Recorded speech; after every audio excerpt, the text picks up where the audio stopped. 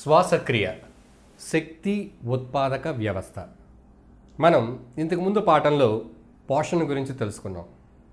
ఇప్పుడు ఈ అధ్యాయంలో శ్వాసక్రియ గురించి తెలుసుకుంటున్నాం. అయితే ఈ రెండు వేరువేరు అంశాలు అయినప్పటికీ పోషణ, శ్వాసక్రియ ఈ రెండిటికి కూడా ఒక సంబంధం అనేది ఉంది. ఏమిటా సంబంధం? శక్తి. మనం శక్తి గురించి ముందు పాఠంలో తెలుసుకున్నాం. పోషణలో మనం ఆహారం అనేది శక్తి కోసం తీసుకుంటున్నాం. ప్రతిదినం మనం వివిధ రకాల చర్యలను చేయాల్సి ఉంటుంది. ఇవన్నీ చేయడానికి మనకి శక్తి అవసరం. ఈ శక్తి మనకు ఆహారం నుండి లభిస్తుంది. అయితే ఈ ఆహారం శక్తిగా ఏ విధంగా మారుతుంది? పోషణలో మనం ఏం నేర్చుకున్నాం? ఆహారం ఏ విధంగా గ్రహించబడుతుంది, ఆహారం ఏ విధంగా జీర్ణం చేయబడుతుంది అనే విషయాలను తెలుసుకున్నాం. అయితే అక్కడ శక్తి ఎలా ఉత్పత్తి అవుతుందనే విషయాన్ని మనం తెలుసుకోలేదు. ఆహారం నుండి శక్తి శరీరానికి ఎలా లభించిందనే విషయాలు మనం తెలుసుకోలేదు. కేవలం ఆహారం సరళమైన పదార్థాలుగా మార్చబడి రక్తంలోకి శోషించుకోబడింది. రక్తం ఈ ఆహార పదార్థాలని ప్రతి కణాలకి సరఫరా చేయడం జరిగింది. అయితే ఇప్పుడు ప్రతి కణాలు సరళమైన ఆహార పదార్థాలు, పోషక పదార్థాలతో సరఫరా చేయబడ్డాయి. అయితే మరి శక్తి ఎలా ఉత్పత్తి అవుతుంది? ఈ సరళమైన పోషకాల నుండి శక్తి ఏ విధంగా ఉత్పత్తి అవుతుంది? అలా ఉత్పత్తి అవ్వాలి అంటే ఏం కావాలి? కణాలలో శక్తి ఉత్పత్తి అవ్వాలి అంటే, ఆహారం నుండి శక్తి ఉత్పత్తి అవ్వాలి అంటే ఆహార దహనం జరగాలి. ఈ ఆహార దహనం అనే ప్రక్రియ కణాలలో జరుగుతుంది. ఆ ప్రక్రియ జరగడానికి ముఖ్యమైనటువంటిది ఆక్సిజన్.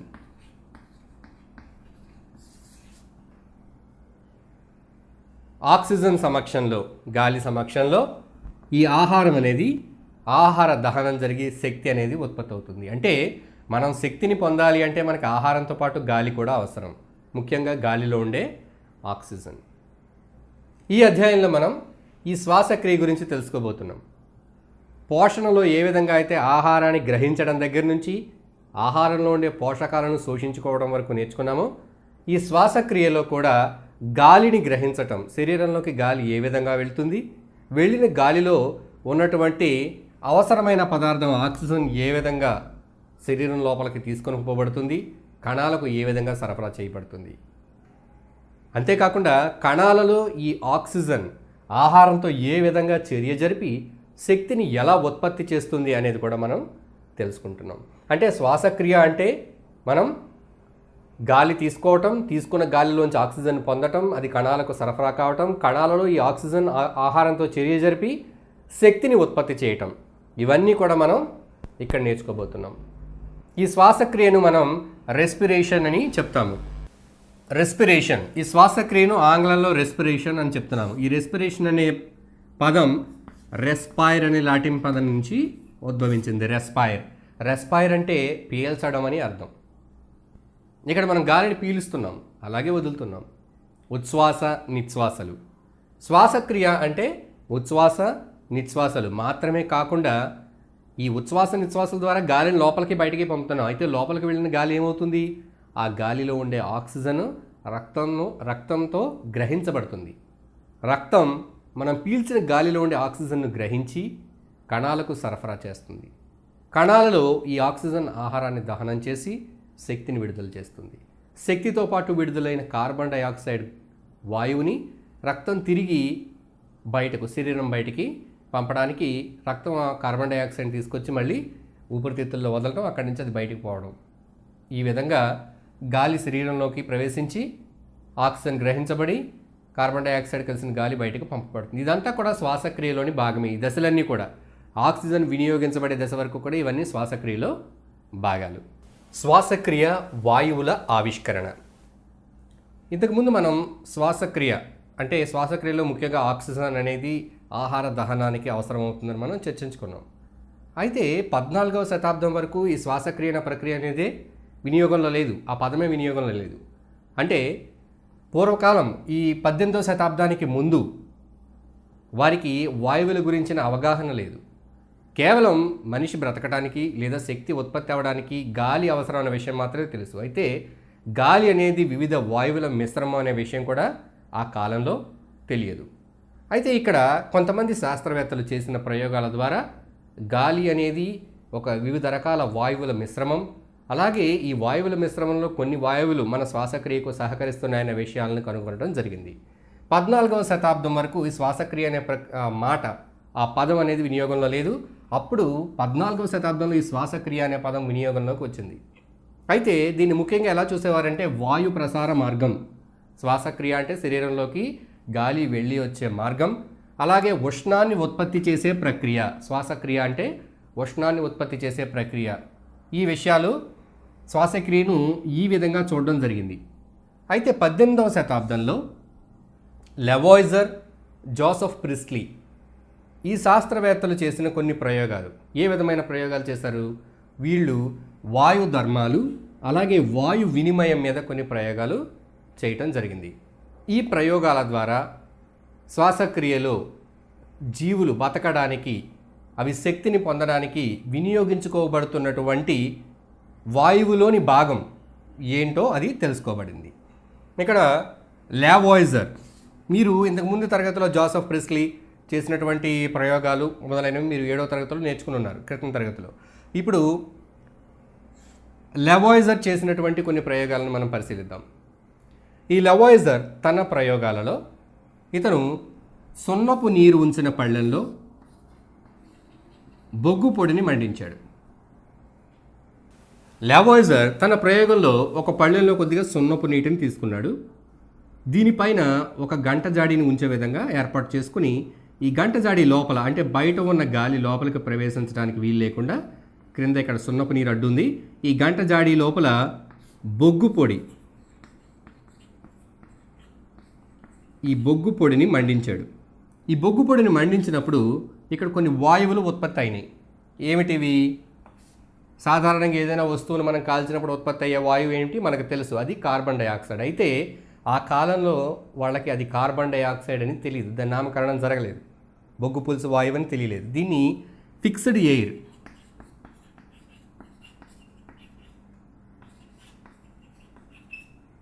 ఫిక్స్డ్ ఎయిర్గా పేర్కొనడం జరిగింది. అలాగే తరువాతి ప్రయోగంలో ఇదే విధంగా గంట జాడీని తీసుకుని ఇతను తర్వాతి ప్రయోగంలో లెవాయిజర్ ఇదే గంట జాడీలో కొద్దిగా ఫాస్ఫరస్ను తీసుకొని మండించడం జరిగింది. అయితే ఈ ఫాస్ఫరస్ మండటానికి ఇది గాలిలో ఉన్నటువంటి కొంత భాగాన్ని వినియోగించుకోవడం జరిగిందన్న విషయాన్ని గమనించాడు. అయితే గాలిలో ఉన్నటువంటి భాగం ఏదైతే వినియోగించబడిందో అదేమిటో లెవాయిజర్కి తెలియనప్పటికీ అది మండడానికి, అంటే దహన ప్రక్రియకు గాలిలో ఉండే కొంత భాగం వినియోగించుకోబడుతుంది అనే విషయాన్ని ఈయన తెలుసుకోవడం జరిగింది. ఇక్కడ లెవాయిజర్ శ్వాసక్రియకు సంబంధించిన అనేక ప్రయోగాలు చేశాడు. అంటే వాయువు యొక్క వినియోగం ఎట్లా జరుగుతుంది, శ్వాసక్రియలో ఏ విధంగా ఉంది, దహన చర్యలలో ఏదైనా వస్తువును మనం మండించినప్పుడు ఏ విధంగా ఉంది అనే విషయాలపై ఆయన అనేక ప్రయోగాలు చేయడం జరిగింది. ఈ ప్రయోగాలలో లెవాయిజర్ తన ప్రయోగాల ద్వారా తెలుసుకున్న విషయాలను గురించి ఇక్కడ మనం చర్చిద్దాం. ముందుగా శ్వాసక్రియ, దహన క్రియలలో, ఈ రెండు క్రియలలో ఏదైనా వస్తువును మండించడం లేదా శ్వాసక్రియలో వాయువుల వినియోగం ఏ విధంగా ఉంది, ఏ రకమైన వాయువులు పీల్చుకోబడుతున్నాయి, వెలువడుతున్నాయి అన్న విషయం గురించి ఆయన తెలుసుకోవడం జరిగింది. ఇక్కడ ఏదైనా వస్తువుని మండించినప్పుడు వెలువడే వాయువులకి మనం పీల్చుకునే వాయువుకి చాలా తేడా ఉందన్న విషయాన్ని ఆయన గమనించాడు. అంటే ఏదైనా దహన చర్య జరిగినప్పుడు వెలువడే వాయువు, మనం పీల్చుకోబడే వాయువు, ఈ రెండిటికి చాలా వ్యత్యాసం ఉంది. అలాగే వస్తువులు మండించినప్పుడు వెలువడే వాయువు, మనం శ్వాసక్రియలో విడిచినటువంటి వాయువు, ఈ రెండింటి ప్రభావం సున్నపు తేటపై ఏ విధంగా ఉంది అంటే మనం విడిచిన గాలి యొక్క ప్రభావం సున్నపు తేటపై అధికంగా ఉంటుంది. ఏదైనా వస్తువును మండించినప్పుడు విడుదలయ్యే వాయువు కంటే కూడా మనం శ్వాసక్రియలో విడుదల చేసినటువంటి వాయువు యొక్క ప్రభావం సున్నపు తేటపై అధికంగా ఉండటాన్ని ఈయన గమనించాడు. ఇది మొదటిది. రెండవది, శ్వాసక్రియలో రెండు ప్రక్రియలు ఉంటాయి అన్న విషయాన్ని ఈయన గమనించాడు. శ్వాసక్రియలో రెండు ప్రక్రియలు ఉన్నాయి. అయితే ఇందులో మొదటి దాని గురించే ఈయన తెలుసుకోవడం జరిగింది లెవాయిజర్. మూడవది, మనం విడిచే గాలిలో తన ప్రయోగాల ద్వారా మనం విడిచే గాలిలో బొగ్గు పులుసు వాయువు ఉంటుందని తెలుసుకున్నాడు. దీన్నే మనం ఇక్కడ కార్బన్ డైఆక్సైడ్ అని చెప్తాం. అంటే మనం విడిచే గాలిలో బొగ్గు పులుసు వాయువు ఉంటుంది. ఇది అనేక ప్రయోగాల ద్వారా ఆయన తెలుసుకున్నది ఇది మనం విడుస్తున్న గాలిలో 1/6వ వంతు ఉంటుందనే విషయాన్ని తెలుసుకున్నాడు. అంటే మనం విడిచిపెడుతున్నటువంటి గాలి, శ్వాసక్రియలో మనం విడుస్తున్నటువంటి గాలిలో 1/6వ వంతు ఈ బొగ్గు పులుసు వాయువు ఉంటుంది అన్న విషయాన్ని తెలుసుకున్నాడు. అలాగే మనం విడిచిన గాలిలో బొగ్గు పులుసు వాయువు వచ్చింది. సాధారణంగా గాలిలో ఉండేటటువంటి వాయువులు అందులో లేవు, వాటి యొక్క మిశ్రమం తేడాగా ఉంది. ఎందుకని? మనం విడిచినప్పుడు అందులో 1/6వ వంతు బొగ్గు పులుసు వాయువు వస్తుంది. అయితే ఈ విధంగా విడిచినటువంటి గాలిని తిరిగి మామూలు గాలి చేయటానికి ఏం చేయాలి? ఈ విధంగా విడిచినటువంటి గాలిలో 1/6వ వంతు బొగ్గు పులుసు వాయువు ఉంది. అయితే ఏమైంది? గాలి పీల్చుకున్నప్పుడు ఆ గాలిలో పీల్చుకోబడినటువంటి వాయువు, రక్తంలోకి తీసుకోబడినటువంటి వాయువు అంటే ఆక్సిజన్. అప్పట్లో ఆక్సిజన్ అనేది వాడుకలో లేదు, దానిని విటియేటెడ్ ఎయిర్ అని పిలిచేవారు.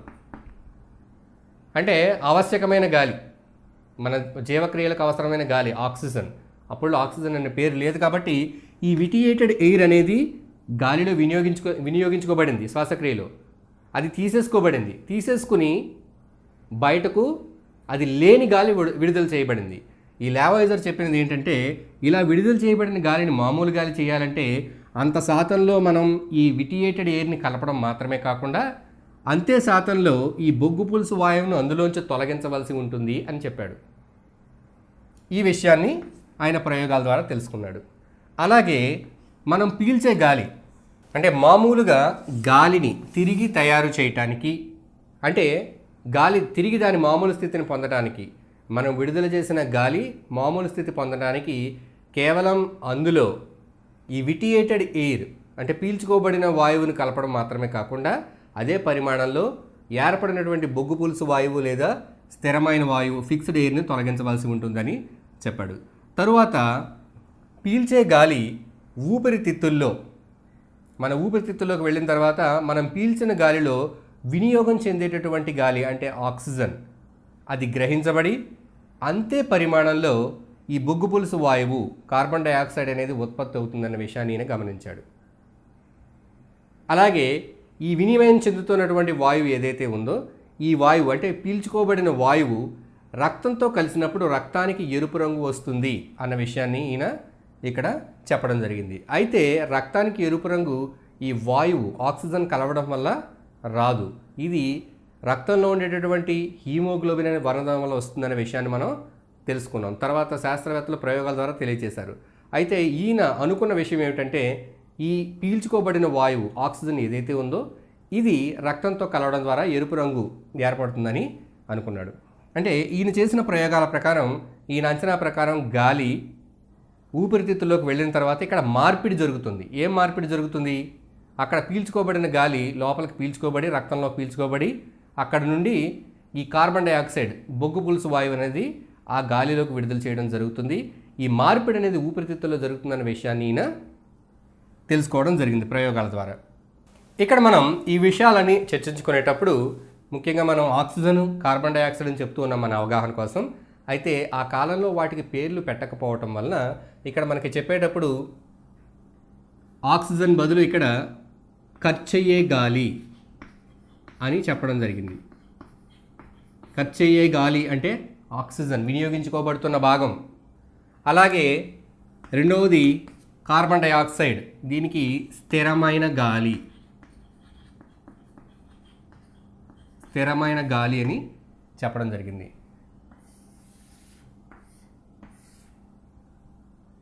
అంటే మనం చెప్పుకునేటప్పుడు ఆక్సిజన్, కార్బన్ డైఆక్సైడ్ అని చెప్పుకున్న మన అవగాహన కోసం ఇక్కడ ఖర్చయ్యే గాలి, ఆ కాలంలో ఆక్సిజన్కు పేరు లేదు కాబట్టి విటియేటెడ్ ఎయిర్ లేదా ఖర్చయ్యే గాలి అని చెప్పేవారు.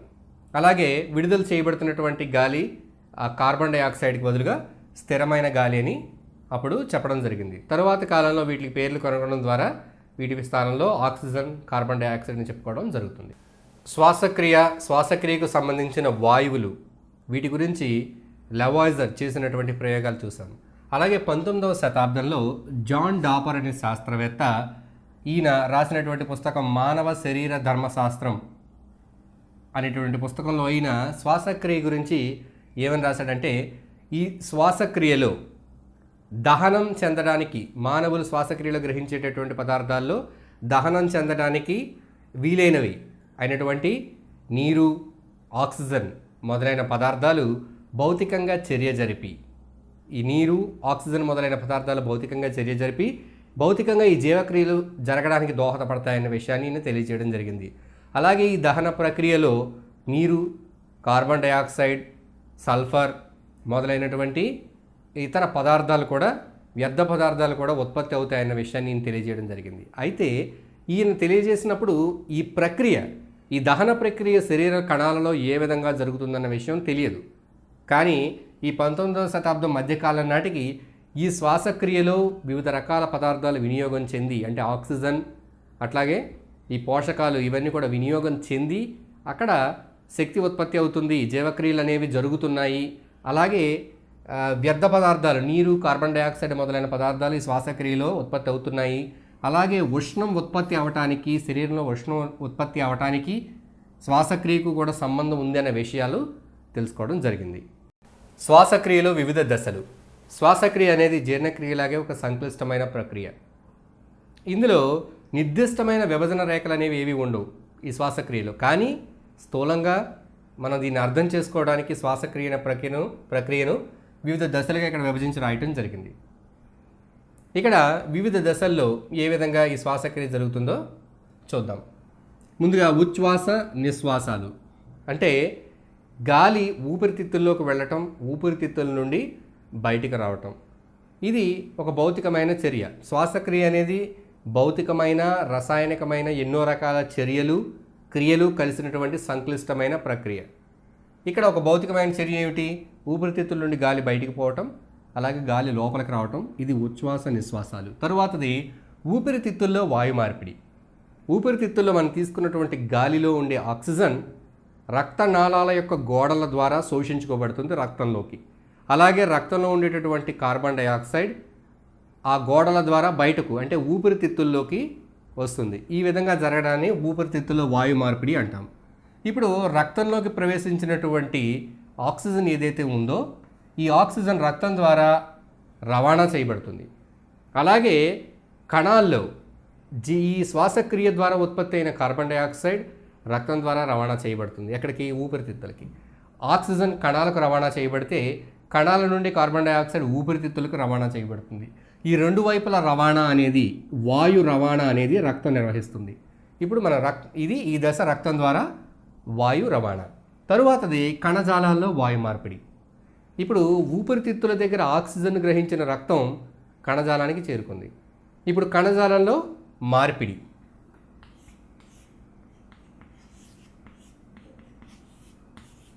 ఈ విధంగా ఊపిరితిత్తుల నుండి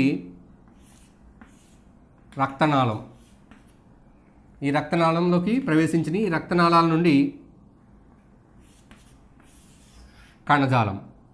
ఇప్పుడు ఈ రక్తనాళం నుండి కణజాలంలోకి, కణజాలం నుండి రక్తనాళంలోకి వాయువుల మార్పిడి జరుగుతుంది. కణంలో ఉత్పత్తి అయిన కార్బన్ డయాక్సైడ్ రక్తనాళాల్లోకి, రక్తనాళంలో ఉన్నటువంటి ఆక్సిజన్ కణాలలోకి మార్పిడి జరుగుతుంది. ఈ రక్తం రవాణా చేస్తుంది. రక్తం ఈ కార్బన్ డయాక్సైడ్ను ఊపిరితిత్తులకు, ఆక్సిజన్ను కణజాలాలకు రవాణా చేస్తుంది. అలాగే కణజాలాల్లో వాయు మార్పిడి జరుగుతుంది. కణంలో ఉండేటటువంటి కార్బన్ డయాక్సైడ్ రక్తంలోనికి, రక్తనాళంలోనికి, రక్తంలో ఉండే ఆక్సిజన్ కణంలోకి మార్పిడి జరుగుతుంది. ఇప్పుడు కణంలో ఆక్సిజన్ అనేది చేర్చబడింది. కణానికి సరఫరా చేయబడిన పోషక పదార్థాలు ఏవైతే ఉన్నాయో గ్లూకోజ్ వంటివి, ఇవి ఆక్సిజన్తో చర్య జరిపి, గ్లూకోజ్ ఆక్సిజన్తో చర్య జరిపి శక్తిని ఉత్పత్తి చేసే ప్రక్రియను కణ శ్వాసక్రియ లేదా సెల్యులర్ రెస్పిరేషన్ అంటారు. ఇది కణంలో జరుగుతుంది. కణంలో జరిగేటటువంటి ప్రక్రియ ఆఖరి దశ, ముఖ్యమైన దశ. ఎందుకంటే శ్వాసక్రియ యొక్క ముఖ్య ఉద్దేశం ఏమిటి? ఆహారం నుండి శక్తిని విడుదల చేయటం. ఈ ఆహారం నుండి శక్తిని విడుదల చేసేటటువంటి ప్రక్రియ కణ శ్వాసక్రియ. ఇది ఆఖరి దశ, కణంలో జరుగుతుంది. ఈ ప్రక్రియలో ఆక్సిజన్ ఉత్పత్తి అవుతుంది, ఈ ప్రక్రియలో శక్తి ఉత్పత్తి అవుతుంది. శక్తితో పాటు వ్యర్థ పదార్థాలైన కార్బన్ డయాక్సైడ్, నీరు మొదలైనవి ఉత్పత్తి అవుతాయి. ఇప్పుడు మనం ఒక్కొక్క దశ గురించి వివరంగా, ప్రయోగాత్మకంగా వివిధ రకాల కృత్యాల సహాయంతో ఎలాగ నేర్చుకోవాలో చూద్దాం. ముందుగా మొదటి దశ ఉచ్ఛ్వాస నిశ్వాసాలు. ఉచ్ఛ్వాస నిశ్వాసాలు భౌతికమైన ప్రక్రియ మనం చెప్పుకున్నాం. ఇప్పుడు మనం తీసుకునేటటువంటి గాలిలో ఏ రకమైన వాయువులు ఉన్నాయి అనే విషయం మీద మనం కొన్ని ప్రయోగాలు కింది తరగతుల్లో చేసాం. మనం వదిలేటటువంటి వాయువులో కార్బన్ డయాక్సైడ్ ఉంటుంది అనే విషయాన్ని ఒక చిన్న కృత్యం ద్వారా మనం తెలుసుకోవచ్చు. ఒక చిన్న పరీక్ష నాళికలో మనం సున్నపు నీరు తీసుకుని ఇందులోకి గాలి వదిలినప్పుడు, అంటే మన నిశ్వాస మనం విడుదల చేస్తున్నటువంటి గాలిని, ఊపిరిని ఇందులో ఊదినప్పుడు ఇందులో ఉండే వాయువు ఇక్కడ ఉన్న సున్నపు నీటితో చర్య జరిపి సున్నపు నీటిని తెల్లగా చేస్తుంది. అంటే అందులో ఉండే కార్బన్ డయాక్సైడ్ సున్నపు నీటితో చర్య జరుపుతుంది. ఇదే మనం శ్వాసక్రియలో వచ్చి విడుదలయ్యే గాలి కాకుండా ఏదైనా ఒక పిచికారీ ద్వారా కానీ, సిరింజ్ ద్వారా కానీ బయట గాలిని, మామూలు గాలిని మనం సున్నపు నీటిలో పంపించామనుకోండి, అది తెల్లగా మారడానికి చాలా ఎక్కువ సమయం పడుతుంది. అంటే ఏమిటి దీని అర్థం? మనం విడుదల చేసిన గాలిలో అధికంగా కార్బన్ డయాక్సైడ్ ఉంది అనేది ఈ ప్రయోగంలో మనకు తెలుస్తుంది. అంటే మనం విడుదల చేసే గాలిలో వివిధ రకాల అంశీభూతాలు ఉంటాయి మామూలు గాలితో మనం పోల్చి చూసినప్పుడు. అలాగే వివిధ రకాలుగా ఉంటాయి, వివిధ నిష్పత్తుల్లో ఉంటాయి జరిగే క్రియలను బట్టి. అలాగే ఇప్పుడు ఇంకొక ప్రయోగం కనుక మనం చూసినట్లయితే, మనం విడుదల చేస్తున్న గాలిలో ఈ కార్బన్ డయాక్సైడ్ మొదలైన వాయువులే కాకుండా నీటి ఆవిరి కూడా ఉంది అనే విషయాన్ని తెలుసుకోవచ్చు. మీరు ఏదైనా స్టీల్ పళ్ళెంపై కానీ లేదంటే అద్దంపై కానీ మీరు నోటికి దగ్గరగా పెట్టుకొని నోటితో శ్వాస వదిలినప్పుడు దానిపై చిన్ని మేఘంలా ఏర్పడడాన్ని మీరు గమనిస్తూ ఉంటారు. అంటే నీటి ఆవిరి ఒక మేఘంలా ఏర్పడుతుంది. దీన్ని బట్టి మనకి ఏం తెలుస్తుంది? శ్వాసక్రియలోంచి మనం వదులుతున్నటువంటి గాలిలో నీటి ఆవిరి కూడా ఉంది అన్న విషయాన్ని మనం గమనిస్తాం. ఇప్పుడు ఇక్కడ మనం ఈ దశలో ఉచ్ఛ్వాస నిశ్వాసాల గురించి చెప్పుకుంటున్నాం. అంటే గాలి ఏ విధంగా లోపలికి వెళ్తుంది, ఏ విధంగా బయటకు వస్తుంది. ఇలా వెళ్ళడానికి రావడానికి ఊపిరితిత్తులకు బయట బాహ్య ప్రపంచానికి మధ్యలో కొన్ని రకాల భాగాలు ఉన్నాయి. మన నాసికా రంధ్రాల గుండా గాలి లోపలికి ప్రవేశించి ఊపిరితిత్తుల్లోకి వెళ్తుంది. అయితే ఈ నాసికా రంధ్రాలకు ఊపిరితిత్తులకు మధ్యలో ఏ విధంగా ఉన్నాయి, ఈ వాయు ప్రసార మార్గం అనేది ఏ విధంగా ఉంది, అందులో ఉండే వివిధ భాగాల యొక్క పనితీరు ఏమిటో ఇప్పుడు తెలుసుకుందాం. ఇప్పుడు ఈ వాయు ప్రసార మార్గం, ఉచ్ఛ్వాస నిశ్వాసాల్లో వాయు ప్రసార మార్గం అందులో ఉన్న భాగాలు ఏంటో చూద్దాం. ఈ వాయు ప్రసారం అనేది నాసికా రంధ్రాలతో ప్రారంభమవుతుంది. అంటే మన ముక్కుకు ఉండేటటువంటి ఈ కన్నాలని, రంధ్రాలను నాసికా రంధ్రాలు అంటారు. గాలి నాసికా రంధ్రాల ద్వారా నాసికా కుహరంలోనికి ప్రవేశిస్తుంది. నాసికా కుహరం, ఈ నాసికా కుహరంలోకి ప్రవేశించడంలో ఉన్నటువంటి అర్థం ఏమిటి? ఏం జరుగుతుంది ఇక్కడ? నాసికా కుహరంలో గాలికి తేమ అనేది జత చేయబడుతుంది. అంటే పొడి గాలి ఊపిరితిత్తుల్లోకి వెళ్లకుండా తేమ అనేది ఇక్కడ జత చేయబడుతుంది.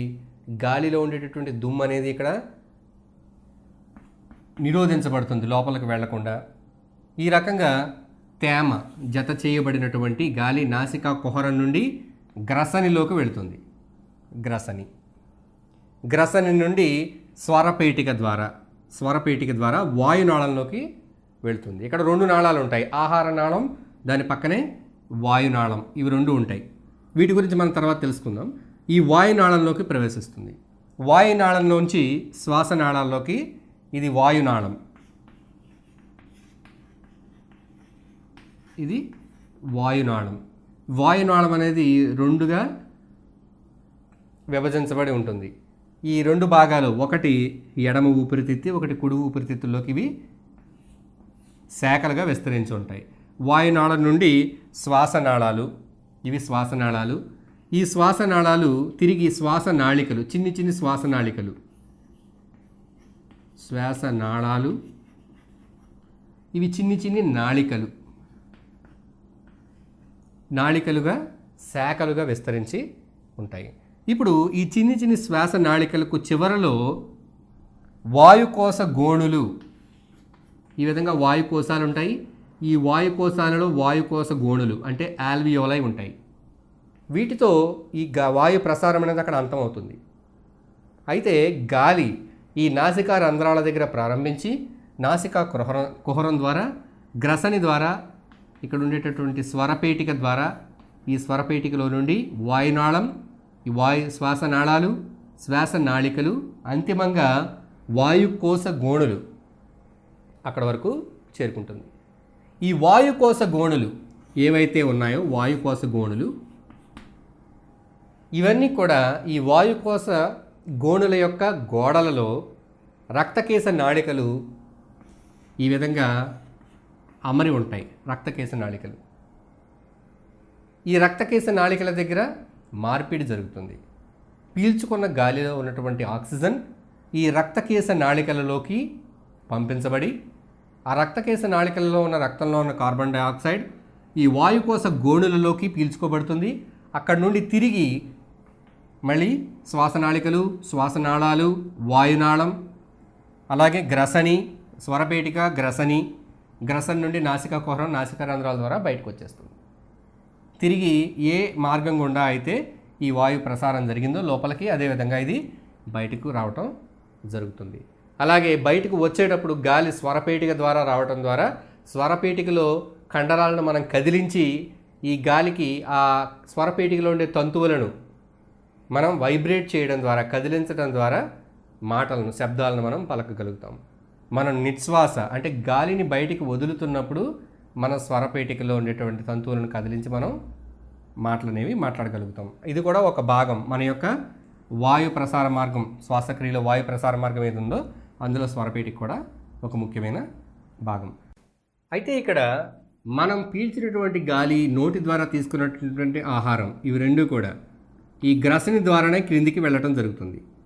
అయితే ఈ గ్రసని ద్వారా వెళ్తున్నటువంటి ఆహారం పొరపాటుగా వాయునాళాలలో ప్రవేశించకుండా ఉండటానికి ఉపజిహ్విక అనేటటువంటి భాగం అడ్డుకుంటుంది, ఇది నిరోధిస్తుంది. ఈ ఉపజిహ్విక లేదా ఎపిగ్లాటిస్ ఆహార పదార్థాలు వాయునాళంలో ప్రవేశించకుండా నిరోధించడంలో సహాయపడుతుంది. ఇప్పుడు ఉపజిహ్విక ఏ విధంగా ఆహారం వాయునాళంలో వెళ్లకుండా చూస్తుందో తెలుసుకుందాం. ఈ ఉచ్ఛ్వాస నిశ్వాసంలో ఉపజిహ్విక అనే భాగం యొక్క ప్రాముఖ్యత ఏంటి ఇప్పుడు మనం చూద్దాం. గాలిని తీసుకునేటప్పుడు ఇంతకుముందు మనం చెప్పుకున్నట్టు గాలి, ఆహారం ఈ రెండు కూడా గ్రసని ద్వారానే క్రిందికి ప్రయాణిస్తున్నాయి. క్రింద రెండు నాళాలు ఉన్నాయి, ఆహార నాళం ఉంది, వాయునాళం ఉంది. ఆహార నాళంలో ద్వారా ప్రయాణించాలి. మనం పీల్చేటటువంటి గాలి వాయునాళంలోకి, కంఠబిలం ద్వారా వాయునాళంలోకి ప్రవేశించాలి. అయితే ఇక్కడ ఇవి ఉమ్మడిగా ఒకే దారి నుండి ప్రయాణిస్తూ ఉన్నాయి. ఇలా ప్రయాణించేటప్పుడు పొరపాటుగా ఆహారం ఈ వాయునాళంలో గనక ప్రవేశించినట్లయితే ఇది మనల్ని తీవ్ర ఇబ్బందికి గురి చేస్తుంది. మనం దగ్గడం, పొలమారడం మొదలైన చర్యలు జరుగుతాయి. ఆహార పదార్థాలు నీరు ఊపిరితిత్తులో చేరినట్టయితే అవి ఇన్ఫెక్షన్కు దారి చేసే ప్రమాదం కూడా ఉంటుంది. అందుచేత ఆహారం ఎప్పటికీ కూడా ఈ వాయునాళంలోకి ప్రవేశం జరగకుండా నిరోధించబడాలి. మన ఆహారాన్ని మింగేటప్పుడు అది కేవలం ఆహార నాళంలోకి మాత్రమే వెళ్ళేటట్టు చేయటంలో ఈ ఉపజిహ్విక అనేది చాలా ముఖ్యమైన పాత్ర పోషిస్తుంది. ఇక్కడ మనం ఈ పటం చూసినట్లయితే ఇది మన నాసికా కుహరం, ఇది ఆస్య కుహరం, నోటి కుహరం. ఇక్కడి నుంచి తీసుకున్న ఆహారం ఈ విధంగా వస్తుంది, గాలి ఈ విధంగా, ఈ రెండు కూడా గ్రసని ద్వారా క్రిందికి ప్రయాణిస్తూ ఉన్నాయి. ఈ విధంగా ప్రయాణించేటప్పుడు ఇది వాయునాళం. ఈ వాయునాళం దగ్గర ఒక పలుచటి కవాటం లాంటి ఉపజిహ్విక అనే భాగం ఉంది. ఈ ఉపజిహ్విక అనేది ఈ కంఠబిలం ఏదైతే ఉందో ఈ కంఠబిలాన్ని పూర్తిగా మూసివేస్తుంది. ఎప్పుడు మన ఆహారాన్ని మింగుతున్నప్పుడు, మనం ఆహారాన్ని మింగేటప్పుడు ఈ ఉపజిహ్విక కంఠబిలాన్ని మూసేసి వాయునాళంలో ప్రవేశించకుండా వాయువు, ఆహారం, నీరు ఏది కూడా వాయునాళంలోకి ప్రవేశించకుండా ఇది మూసివేస్తుంది. ఇప్పుడు ఆహారం ఈ విధంగా కిందికి పోతుంది. ఆహార నాళం ద్వారా మనం శ్వాసించేటప్పుడు అప్పుడు ఈ ఉపజిహ్విక పూర్తిగా తెరుచుకొని కంఠబిలం ద్వారా వాయువు ప్రసారం జరిగేలాగా చూస్తుంది. ఇది ఆహారం, వాయువు ఈ రెండిటి ప్రసారాలను ఈ ఉపజిహ్విక నియంత్రిస్తూ ఉంటుంది. అందుచేత మనం ఏదైనా ఆహారం తీసుకునేటప్పుడు, మింగుతూ ఉన్నప్పుడు మాట్లాడడానికి కనుక మనం ప్రయత్నించినట్లయితే ఆ నియంత్రణలో తేడా రావటం వలన ఆహార పదార్థం కానీ, నీరు కానీ వాయునాళం ద్వారా వాయునాళంలోకి ప్రవేశించడం జరిగి మనం పొలమారటం కానీ, దగ్గటం కానీ జరుగుతూ ఉంటుంది. మానవునిలో శ్వాసక్రియ విధానం, ఉచ్ఛ్వాస నిశ్వాసాల గురించి తెలుసుకున్నాం. ఇవి ఏ విధంగా జరుగుతాయి, ఊపిరితిత్తులు ఏ విధంగా గాలిని లోపల తీసుకుని బయటకు వదలటం జరుగుతుంది, గాలి ఈ విధంగా ఊపిరితిత్తుల్లోకి వెళ్ళి బయటకు రావాలి అంటే మన శరీరంలో ఏ భాగాలు సహకరించాలి? ఇక్కడ మనం చూసినట్లయితే మన శరీరంలో ఉన్నటువంటి కుహరం ఏదైతే ఉందో, అంటే మన శరీరం లోపల మన ఈ భాగం మొండెం భాగం లోపల పేగులు, అదేవిధంగా కాలేయం, మిగిలినటువంటి జీర్ణ వ్యవస్థకు సంబంధించిన అవయవాలు, అలాగే మన యొక్క శ్వాస వ్యవస్థకు సంబంధించినటువంటి ఊపిరితిత్తులు మొదలైన అవయవాలు ఇవన్నీ కూడా ఒక కుహరంలో అమరి ఉన్నాయి. ఇక్కడ ఈ కుహరం ఏదైతే ఉందో మొండెం భాగంలో ఇది 2 భాగాలుగా విభజించబడి ఉంది. ఈ కుహరం, ఈ పైన ఉన్నటువంటి కుహరాన్ని ఉరః కుహరము అంటారు. ఈ క్రింది ఉన్నటువంటి భాగాన్ని ఉదర కుహరము అంటారు.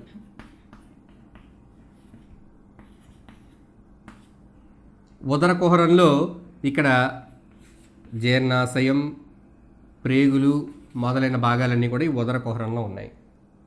ఈ ఉరః కుహరంలో ఈ ఛాతీ భాగంలో ఏమున్నాయి?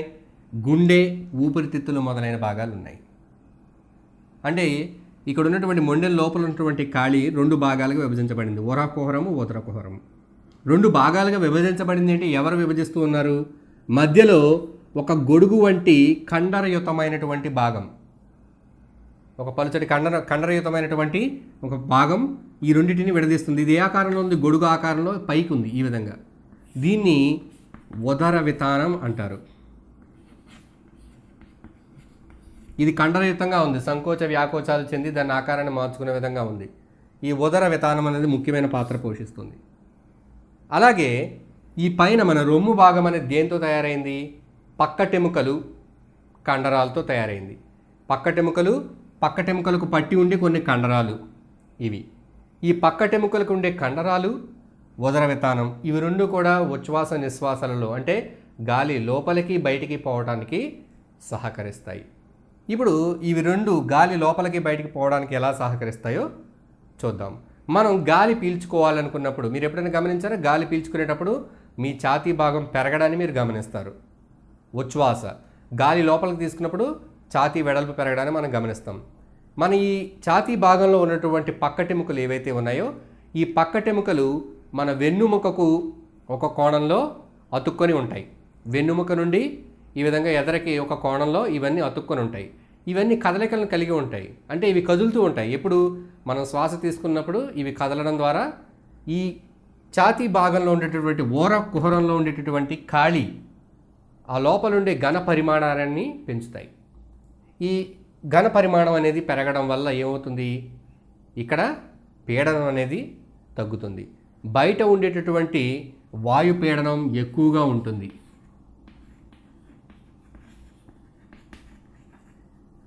ఈ వాయు పీడనాన్ని బట్టే వాయువులు కదలడం జరుగుతుంది. ఎప్పుడైతే ఈ ఉరః కుహరం యొక్క ఘన పరిమాణం పెరిగిందో, ఎప్పుడు దీని ఘన పరిమాణం పెరుగుతుంది? ఈ పక్కటెముకల కండరాలు ఈ విధంగా జరగడం వల్ల ఇక్కడ ఘన పరిమాణం పెరిగింది. క్రింద ఉండేటటువంటి ఈ ఉదర వితానం గొడుగు ఆకారంలో ఉంది, ఇది కిందకు వస్తుంది, ఈ విధంగా సంకోచం చెందుతుంది. ఈ ఉదర వితానం ఎప్పుడైతే కిందకు వచ్చిందో ఇక్కడ ఉండే ఖాళీ పెరుగుతుంది, అంటే ఉరః కుహరం అనేది పెరుగుతుంది. ఈ ఉరః కుహరం ఎప్పుడైతే పెరిగింది, ఇక్కడ ఉన్న ఘన పరిమాణం ఎప్పుడైతే పెరిగిందో అప్పుడు ఈ ఊపిరితిత్తుల్లో ఉండేటటువంటి వాయు పీడనం అనేది తగ్గిపోతుంది. ఈ వాయు పీడనం కనుక తగ్గిపోయినట్లయితే బయట ఉన్న వాయువు పీడనం ఎక్కువగా ఉండడం బట్టి బయట వాయువు ఇందులోకి ప్రవేశించడం జరుగుతుంది. ఇది ఉచ్ఛ్వాస. ఈ ఉచ్ఛ్వాస ఎలా జరుగుతూ ఉంది? ఊపిరితిత్తులో గాలి ఎందుకు ప్రవేశిస్తుంది? అక్కడ వాయుపీడనం తగ్గింది కాబట్టి. ఎందుకు వాయుపీడనం తగ్గింది? ఇక్కడ ఉన్నటువంటి ఉదర వితానం అనేది క్రిందికి జరగడం వల్ల, ప్రక్కటెముకల కండరాలు ఈ విధంగా ఎదరకి రావడం వల్ల, ఇక్కడ ఖాళీ పెరగడం వల్ల వాయుపీడనం తగ్గి ఉచ్ఛ్వాస జరిగింది. మరి నిశ్వాస ఎలా జరుగుతుంది? నిశ్వాసలో ఈ కింద ఉన్నటువంటి ఉదర వితానం తిరిగి దాని యథాస్థితికి వస్తుంది. గొడుగు ఆకారంలో అంటే పైకి వస్తుంది. పైకి రావడం ద్వారా ఉరః కుహరంలో ఉన్న ఖాళీ తగ్గిపోతుంది. ఖాళీ తగ్గిపోతే వాయుపీడనం అనేది పెరుగుతుంది. వాయుపీడనం పెరిగితే ఎంత పెరుగుతుంది? బయట ఉన్నటువంటి వాయుపీడనం కంటే ఇక్కడ వాయుపీడనం ఎక్కువగా ఉంటే ఈ వాయువు అనేది బయటికి విడుదల చేయబడుతుంది. ఈ విధంగా మన మొండెం లోపల ఉన్నటువంటి ఉదర కుహరం, ఉరః కుహరం మధ్యలో ఉన్న ఉదర వితానం, అలాగే ప్రక్కటెముకల కండరాలు, వీటి సహాయంతో మనం గాలిని పీల్చుకోవటం, వదలటం అనేది జరుగుతుంది. అయితే ఈ ఉచ్ఛ్వాస నిశ్వాసాలు అనేవి ఒక నిర్దిష్టమైన రేటులో జరగడం అనేది ఉండదు. పరిస్థితిని బట్టి, శరీరంలో ఆక్సిజన్ ఆవశ్యకతను బట్టి ఇది మారుతూ ఉంటుంది. కొన్నిసార్లు మనం చాలా తక్కువగా ఉచ్ఛ్వాస నిశ్వాసాలు జరుపుతూ ఉంటాం. 1 నిమిషానికి లెక్కించినట్లయితే చాలా మెల్లిగా జరుపుతూ ఉంటాం. అవసరం లేనప్పుడు, శరీరానికి ఆక్సిజన్ అవసరం లేనప్పుడు ఆ విధంగా చేస్తూ ఉంటాం. శరీరానికి ఆక్సిజన్ అవసరమైనటువంటి చర్యలు మనం చేసామనుకోండి, గెంతటం, పరిగెత్తటం, మెట్లెక్కటం, ఇటువంటి చర్యలు చేసినప్పుడు శరీరానికి అధికంగా ఆక్సిజన్ అవసరం అవుతుంది. అటువంటి సందర్భాల్లో మీరు గట్టిగా గాలి తీసుకుని వదలటాన్ని, ఆయాసపడడాన్ని గమనిస్తూ ఉంటారు. గట్టిగా మీరు గాలి పీల్చుకుంటూ ఉంటారు. అంటే ఈ విధంగా ఇది నియంత్రించబడుతూ ఉంటుంది. కొన్నిసార్లు ఎక్కువగా, కొన్నిసార్లు తక్కువగా ఈ శ్వాసక్రియ అనేది. అంటే ఇక్కడ ఈ ఉదర వితానం యొక్క సంకోచ వ్యాకోచాలు ఇవన్నీ కూడా దేన్ని బట్టి జరుగుతున్నాయి? శరీరంలో ఆక్సిజన్ ఆవశ్యకతను బట్టి. దీని అంతటినీ ఎవరు నియంత్రిస్తూ ఉన్నారు? మన నాడీ వ్యవస్థలోని నుంచి వచ్చేటటువంటి నాడులు దీన్ని నియంత్రిస్తూ ఉన్నాయి. ఏదైనా ప్రమాదం సాత్తు ఈ నాడులు కనుక తెగిపోయినట్లయితే, లేదా శాస్త్రవేత్తలు ప్రయోగాత్మకంగా ఈ నాడులను తొలగించి చూస్తున్నప్పుడు శ్వాసక్రియ అనేది నిలిచిపోవడం జరిగింది. అంటే శ్వాసక్రియ దానంతటా అది జరుగుతున్నప్పటికీ శరీర అవసరాల కొద్దీ అది నాడీ వ్యవస్థ నియంత్రణలో జరుగుతూ ఉంటుంది. ఈ నాడులు కనుక తొలగించినట్లయితే ఆ శ్వాసక్రియకు సంబంధించినటువంటి మెదడు నుండి శ్వాసక్రియకు ఈ శ్వాస వ్యవస్థకు అనుసంధానమైన నాడులను తొలగించినట్లయితే శ్వాసక్రియ నిలిచిపోతుందని శాస్త్రవేత్తలు గమనించడం జరిగింది. వాయు మార్పిడి. ఇప్పుడు గాలి శరీరంలోకి, ఊపిరితిత్తుల్లోకి ఏ విధంగా తీసుకోబడిందో చూసాం. గాలి ఏ విధంగా తీసుకోబడుతుంది? నాసికా రంధ్రాలు, నాసికా కుహరం, గ్రసని తర్వాత స్వరపేటిక నుండి వాయునాళం, అక్కడి నుంచి శ్వాసనాళాలు, శ్వాసనాళికలు అంతిమంగా వాయుకోశాలుతో అంతమవుతాయి. ఈ వాయుకోశాలలో వాయుకోశ గోణులు ఉంటాయి. ఈ వాయుకోశ గోణులు, ఇది ఒక వాయుకోశ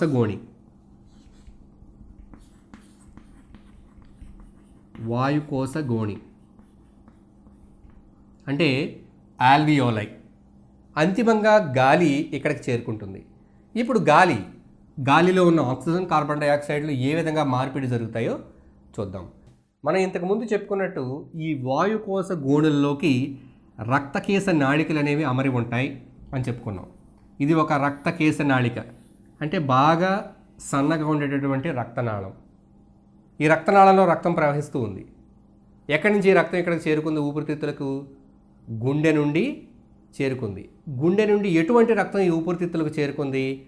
ఆక్సిజన్ రహిత రక్తం. అంటే ఆక్సిజన్ను లేనటువంటి రక్తం ఏదైతే ఉందో ఈ ఆక్సిజన్ రహిత రక్తం గుండె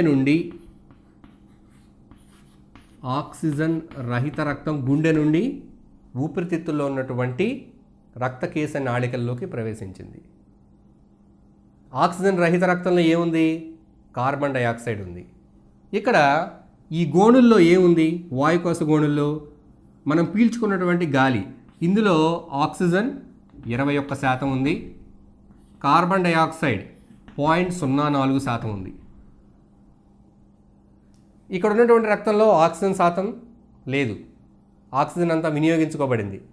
ఇక్కడ కార్బన్ డైఆక్సైడ్ అధికంగా ఉంది. ఇప్పుడు వ్యాపన పద్ధతి ద్వారా ఇక్కడ ఉన్నటువంటి ఆక్సిజన్ ఈ రక్తంలోనికి, ఇక్కడున్న కార్బన్ డైఆక్సైడ్ ఈ గోణుల్లోకి మార్పిడి చెందడం జరుగుతుంది. ఏ విధంగా? వ్యాపనం ద్వారా. వ్యాపనం ఎప్పుడు జరుగుతూ ఉంటుంది? ఇక్కడ ఇవి ఉండేటటువంటి శాతంలో తేడా వచ్చినప్పుడు, ఇక్కడ ఆక్సిజన్ శాతం తక్కువగా ఉంది, ఇక్కడ ఎక్కువగా ఉంది. అప్పుడు ఆక్సిజన్ ఎక్కువ ఉన్న చోట నుండి తక్కువ ఉన్న చోటకి వ్యాపనం చెందుతుంది. అలాగే ఇక్కడ కార్బన్ డైఆక్సైడ్ అధికంగా ఉంది రక్తనాళంలో, వాయుకోశ గోణుల్లో కార్బన్ డైఆక్సైడ్ తక్కువగా ఉంది కాబట్టి ఎక్కువగా ఉన్న ఈ కార్బన్ డైఆక్సైడ్ తక్కువగా ఉన్న ఈ గోణులోకి వ్యాపనం చెందింది. ఈ గోడలు చాలా పలుచగా ఉంటాయి. ఈ రక్తకేశ నాళికల యొక్క గోడలు, ఈ వాయుకోశ గోణుల యొక్క గోడలు కూడా అతి పలుచగా ఉంటాయి కాబట్టి వ్యాపనం ద్వారా గాలి ఇక్కడ మార్పిడి జరగడానికి అవకాశం ఉంది. ఈ విధంగా మార్పిడి జరిగిన తర్వాత ముందు ఉన్న గాలిలో ఎంత ఆక్సిజన్ ఉంది? పీల్చుకునేటప్పుడు శ్వాసించిన లేదా తీసుకున్న గాలిలో ఆక్సిజన్ 21% ఉంటుంది. మనం పీల్చిన గాలిలో ఆక్సిజన్ 21% ఉంటుంది. అదే మనం విడుదల చేసిన గాలిలో ఆక్సిజన్ 16% ఉంటుంది. మనం పీల్చుకున్న గాలిలో కార్బన్ డైఆక్సైడ్ 0.04%, మనం విడుదల చేసిన గాలిలో 4% ఆక్సిజన్ ఉంటుంది. నైట్రోజన్ రెండు గాలుల్లోనూ మనం పీల్చినప్పుడు వదిలినప్పుడు ఒకే శాతంలో నైట్రోజన్లో ఎటువంటి మార్పు ఉండదు. ఎందుకంటే నైట్రోజన్ మనం తీసుకోవడం విడిచిపెట్టడం కానీ జరగడం లేదు కాబట్టి అది స్థిరంగా ఉంటుంది. కానీ 21% ఉన్న ఆక్సిజన్ 16% మారిపోతుంది గాలి మనం బయటకు విడుదల చేసినప్పుడు.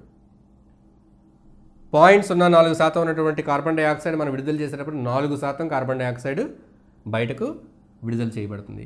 ఈ విధంగా వాయు మార్పిడి జరిగిన తర్వాత ఈ రక్తనాళాలలో ఉన్నటువంటి రక్తంలోకి ఆక్సిజన్ చేరింది. ఈ ఆక్సిజన్ చేరినటువంటి రక్తం వివిధ శరీర భాగాలకు తిరిగి గుండె నుండి వివిధ శరీర భాగాలకు సరఫరా చేయబడుతుంది. ఇక్కడ కార్బన్ డైఆక్సైడ్తో కూడినటువంటి గాలి నిశ్వాసం ద్వారా బయటకు విడుదల చేయబడుతుంది. ఈ రకంగా ఊపిరితిత్తులలో వాయు మార్పిడి ఏ విధంగా జరుగుతుందో చూసాం. అంటే ఇక్కడ ఉన్నటువంటి వాయుకోశ గోణులు రక్త నాళికలకు మధ్య జరిగేటటువంటి వాయు మార్పిడి. ఇప్పుడు ఈ రక్తం గుండెకు సరఫరా చేయబడి గుండె నుండి వివిధ శరీర భాగాలకు సరఫరా చేయబడుతుంది. అక్కడ కణజాలానికి రక్తనాళానికి మధ్యలో వాయు మార్పిడి అనేది జరుగుతుంది. అయితే ఇక్కడ రక్తంలోకి తీసుకోబడినటువంటి వ్యాపనం చెందినటువంటి ఆక్సిజన్ ఏ విధంగా కణజాలాలకు చేరుతుంది, అంటే ఎవరు రవాణా చేస్తున్నారు, ఈ వాయు రవాణా అనేది ఎలా జరుగుతుంది? ఆక్సిజన్ రక్తంలో కరిగి రవాణా చేయబడుతుందా, లేదా ప్రత్యేకంగా ఆక్సిజన్ను రవాణా చేయడానికి ఏదైనా ప్రత్యేకమైనటువంటి అంశాలు ఏవైనా ఉన్నాయా అక్కడ అనేది మనం ఇప్పుడు చూద్దాం. ఇప్పుడు మనం వాయు రవాణా గురించి తెలుసుకుందాం.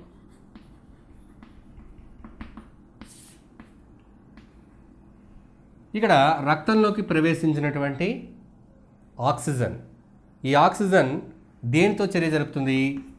హీమోగ్లోబిన్.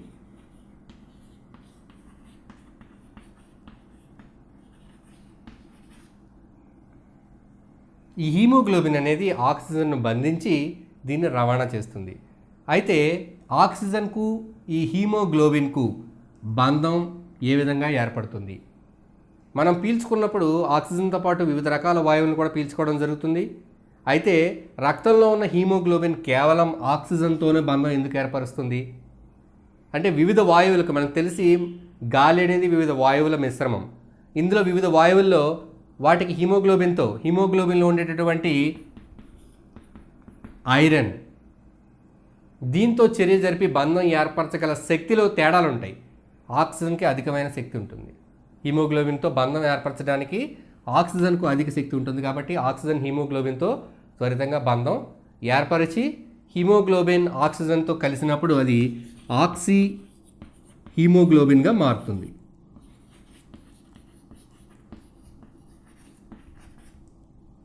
అలాగే మనం పీల్చే గాలిలో కార్బన్ మోనాక్సైడ్ ఉందనుకోండి, అంటే ఏదైనా ఒక పొగ, వాహనాల నుంచి వచ్చే పొగను మనం పీల్చామనుకోండి, కార్బన్ మోనాక్సైడ్, ఇది కూడా రక్తంలోకి ప్రవేశించినప్పుడు ఆక్సిజన్ బదులు కార్బన్ మోనాక్సైడ్ హీమోగ్లోబిన్తో జత కడుతుంది.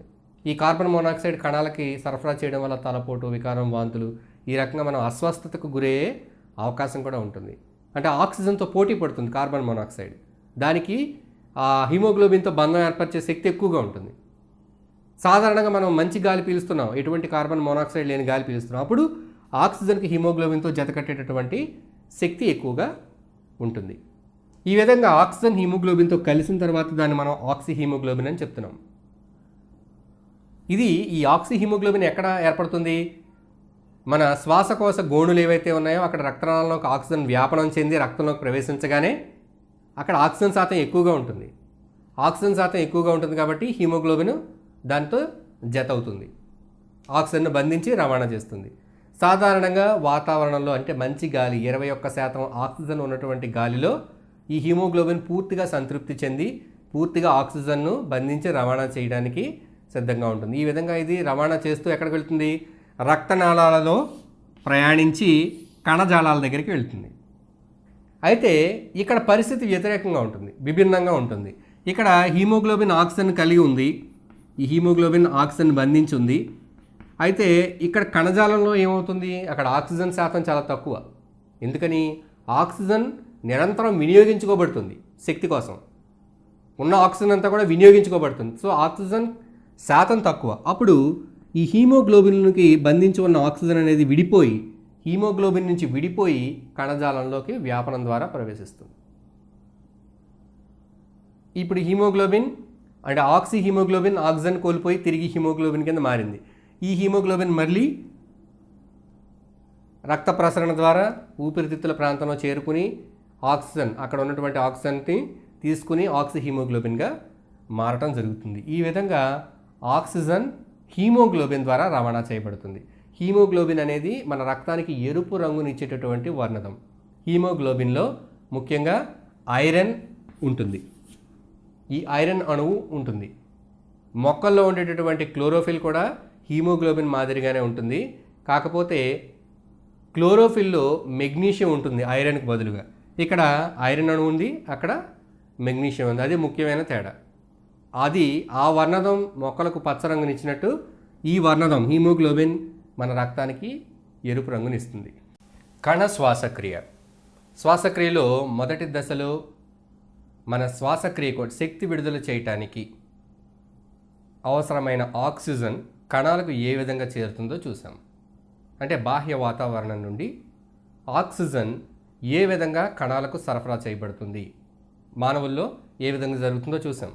వివిధ రకాల భాగాల ద్వారా గాలి ఏ విధంగా ప్రసారం చెంది అది చివరగా కణాలకు ఏ విధంగా సరఫరా అయ్యింది అనే విషయాన్ని తెలుసుకున్నాం. అయితే కణాలకు చేరుకుంది, కణాల్లోకి ఆక్సిజన్ చేరుకున్న తర్వాత శక్తి ఎలా విడుదలవుతుంది, ఈ దశను అంటే కణాలలో ఆక్సిజన్ సహాయంతో ఆహార పదార్థాల నుండి శక్తి విడుదల అవ్వటాన్ని మనం కణ శ్వాసక్రియ అంటున్నాం. దీన్ని సెల్యులర్ రెస్పిరేషన్ అని కూడా చెప్తారు. సెల్యులర్ రెస్పిరేషన్ అని కూడా మనం చెప్తాం. ఈ కణ శ్వాసక్రియ లేదా సెల్యులర్ రెస్పిరేషన్ని మనం ఏ విధంగా నిర్వచిస్తాం? జీవుల్లో జరిగేటటువంటి వివిధ జీవక్రియలకు అవసరమైన శక్తిని ఆహార పదార్థాల్లో ఉండే బంధాలను విడగొట్టడం ద్వారా విడుదల చేసే వివిధ రకాల క్రియల సమాహారాన్ని కణ శ్వాసక్రియ అంటాం. ఆహార పదార్థాలు మనం తీసుకునే గ్లూకోజ్, అమైనో యాసిడ్, ప్రోటీన్స్, లేకపోతే ఈ ఫ్యాటీ యాసిడ్స్, కొవ్వులు, ఇవన్నీ కూడా ఆహార పదార్థాలు. జీర్ణక్రియలు ఇవన్నీ సరళమైన పదార్థాలుగా మారి మనకి కణాలకు సరఫరా చేయబడుతున్నాయి. కణంలో సరళమైనటువంటి ఆహార పదార్థాలు అంటే పోషకాలన్నీ ఉన్నాయి. గ్లూకోజు మొదలైన పోషక పదార్థాలు ఉన్నాయి.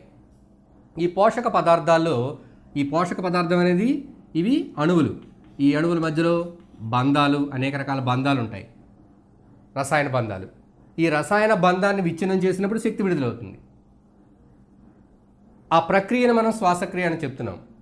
ఈ ఆహార పదార్థాల్లో ఉండేటటువంటి బంధాలు విచ్ఛిన్నం చెంది శక్తి విడుదలవ్వాలంటే అక్కడ మనకి ఆక్సిజన్ కావాలి.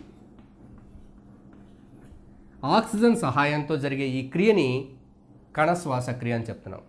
అయితే ఇది ఒక దశలో జరిగే చర్య కాదు, అనేక రకాలైనటువంటి, ఇది వివిధ దశల సమాహారం. క్రమానుగతంగా ఒకదాని తర్వాత ఒకటి వివిధ రకాలైనటువంటి రాసాయనిక చర్యలు జరుగుతాయి. ఈ రసాయనిక చర్యల సమాహారాన్ని మొత్తంగా కలిపి మనం కణ శ్వాసక్రియ అని చెప్తున్నాం. అయితే ఈ కణ శ్వాసక్రియ కణంలో ఎక్కడ జరుగుతుంది? మనం కణం యొక్క నిర్మాణం గురించి కింద తరగతిలో చదువుకున్నాం, 9వ తరగతిలో చదువుకున్నాం. కణంలో వివిధ రకాల భాగాలు ఉంటాయి. ఈ భాగాల్లో ఎక్కడ ఈ కణ శ్వాసక్రియ జరుగుతుంది? అలాగే అన్ని రకాల జీవుల్లోనూ ఒకే విధంగా జరుగుతుందా? ఒకే విధమైనటువంటి కణ శ్వాసక్రియ ఉందా? ఈ విషయాలు చూద్దాం. కణ శ్వాసక్రియ 2 రకాలు: వాయు సహిత, అవాయు సహిత.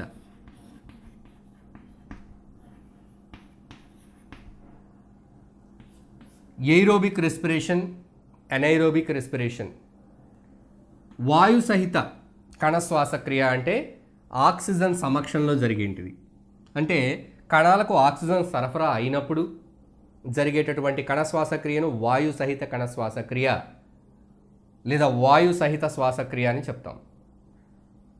ఆక్సిజన్ లేని పరిస్థితుల్లో, అంటే కణంలో ఆక్సిజన్ లేనప్పుడు, కొన్ని రకాల జీవులు, ఏకకణ జీవులైన బ్యాక్టీరియా ఆక్సిజన్ లేనప్పుడు కూడా బతికే బ్యాక్టీరియా ఉంటాయి. వాటికి ఆక్సిజన్ అవసరం లేదు. అటువంటి వాటి కణాల్లో మరి ఆహార పదార్థాలు శక్తిని ఉత్పత్తి చేయాలి, అక్కడ ఆక్సిజన్ అనేది లేదు, అవి ఆక్సిజన్ లేకుండానే బతుకుతాయి. అందుచేత అవి అవాయు సహిత శ్వాసక్రియను జరుపుతాయి. అలాగే కొన్ని రకాల జీవుల్లో మనం పులియడాన్ని చూస్తాం. పులియుట, ఈ పులియుట అనేది కూడా ఒక విధమైన అవాయు సహిత శ్వాసక్రియ. ఈ పులియుటలో కూడా ఆహార పదార్థాలు ఒక పదార్థం ఇంకో పదార్థంగా మారి శక్తి ఉత్పత్తి అవుతుంది. ఈ పులియుట గురించి, అవాయు సహిత శ్వాసక్రియ గురించి, అలాగే వాయు సహిత శ్వాసక్రియ గురించి మనం ఇప్పుడు వివరంగా తెలుసుకుందాం.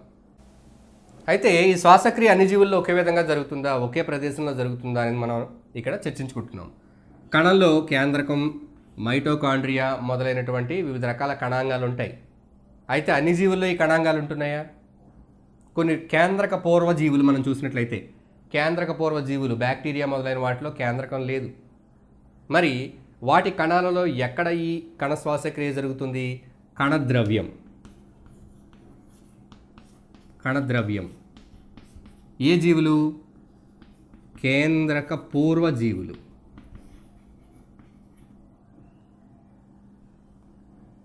మైటోకాండ్రియా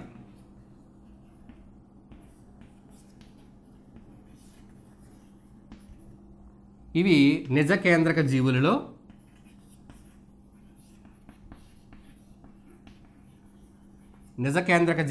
మైటోకాండ్రియాలో ఈ కణ శ్వాసక్రియ జరుగుతుంది. అంటే ఈ కణ శ్వాసక్రియ రెండు భాగాలుగా జరుగుతుంది. మొదటి భాగం కణద్రవ్యంలో జరుగుతుంది, రెండవ భాగం మైటోకాండ్రియాలో జరుగుతుంది. ఇవి నిజ కేంద్రక జీవుల్లో. మైటోకాండ్రియా లేనప్పుడు కణద్రవ్యంలోనే మొత్తం ఈ శ్వాసక్రియ అనేది జరిగి శక్తి ఉత్పత్తి అవుతుంది. అందుచేత ఇక్కడ శక్తి ఎక్కడ ఉత్పత్తి అవుతుంది? ముఖ్యంగా మైటోకాండ్రియాలో ఉత్పత్తి అవుతుంది. ఈ వాయు సహిత శ్వాసక్రియలో ఒక దశ సైటోప్లాజం కణద్రవ్యంలోను, రెండవ దశ మైటోకాండ్రియాలో జరుగుతుంది. శక్తి ఉత్పత్తి అవ్వడం అనే ప్రక్రియ అనే దశ మైటోకాండ్రియాలో జరుగుతుంది. కాబట్టి ఈ మైటోకాండ్రియాలను కణ శక్త్యాగారాలు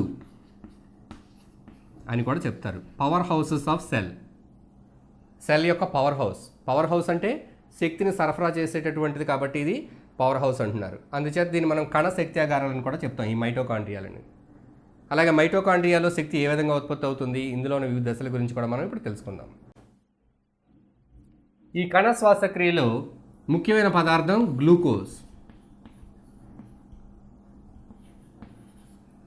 ఈ గ్లూకోజ్ అనే పదార్థం విచ్ఛిన్నం చెంది శక్తిని ఉత్పత్తి చేస్తుంది. ఆక్సిజన్ సమక్షంలో, అంటే ఆక్సిజన్తో ఈ గ్లూకోజ్ చర్య జరిపి ఈ గ్లూకోజ్లో ఉన్న అణువుల మధ్య ఉన్న బంధాలు విచ్ఛిన్నం చెంది శక్తి విడుదలవుతుంది. ఇలా విడుదలైనటువంటి శక్తి ఏ రూపంలో ఉంటుంది, ఏ విధంగా నిల్వ చేయబడుతుంది? ఈ కణ శ్వాసక్రియ జరిగినప్పుడు ఈ ఆక్సిజన్తో గ్లూకోజ్ చర్య జరపడం ద్వారా ఈ ప్రక్రియలో ఇది ఎక్కడ జరుగుతూ ఉంది? మైటోకాండ్రియాలో జరుగుతూ ఉంది. మైటోకాండ్రియాలో జరిగినప్పుడు విడుదలైన శక్తి ఏటీపీల రూపంలో నిల్వ చేయబడుతుంది. ఏటీపీ అంటే ఎడినోసిన్ ట్రైఫాస్ఫేట్.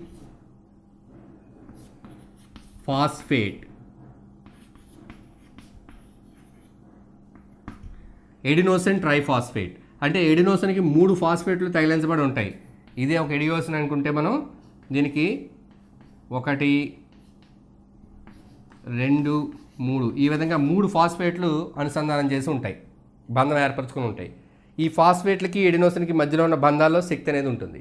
ఈ ఏటీపీ అనేటటువంటి అణువులను మనం వీటిని ఎనర్జీ కరెన్సీ అని కూడా చెప్తూ ఉంటాం.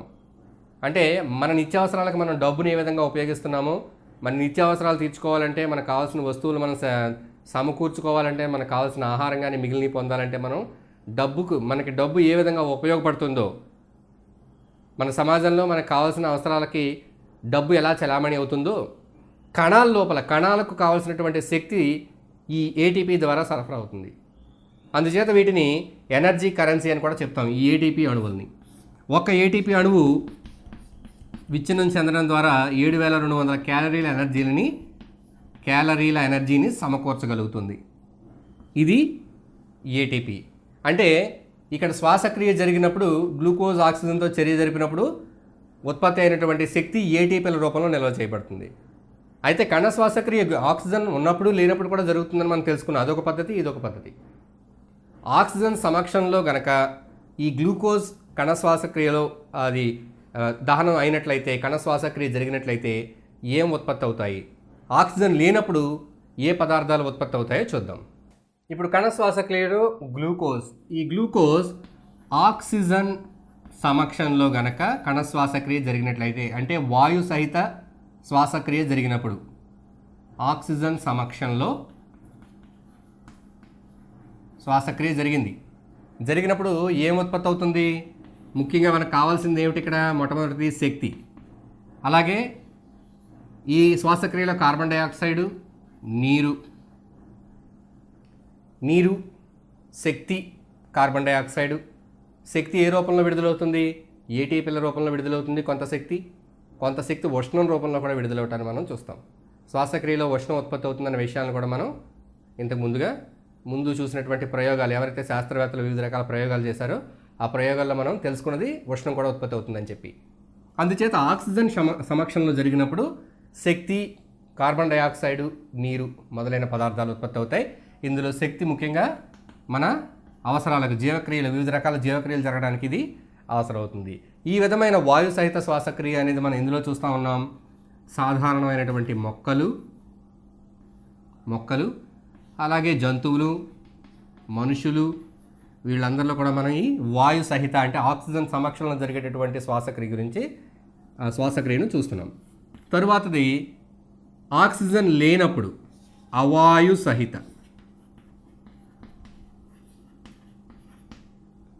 ఆక్సిజన్ లేనటువంటి పరిస్థితుల్లో లేదా ఆక్సిజన్ తక్కువగా ఉన్న పరిస్థితుల్లో కనుక చూసినట్లయితే ఇక్కడ గ్లూకోజ్ శ్వాసక్రియలో ఏం ఉత్పత్తి చేస్తూ ఉంది? ఇక్కడ రెండు రకాలు. బ్యాక్టీరియాలో కనుక మనం చూసినట్లయితే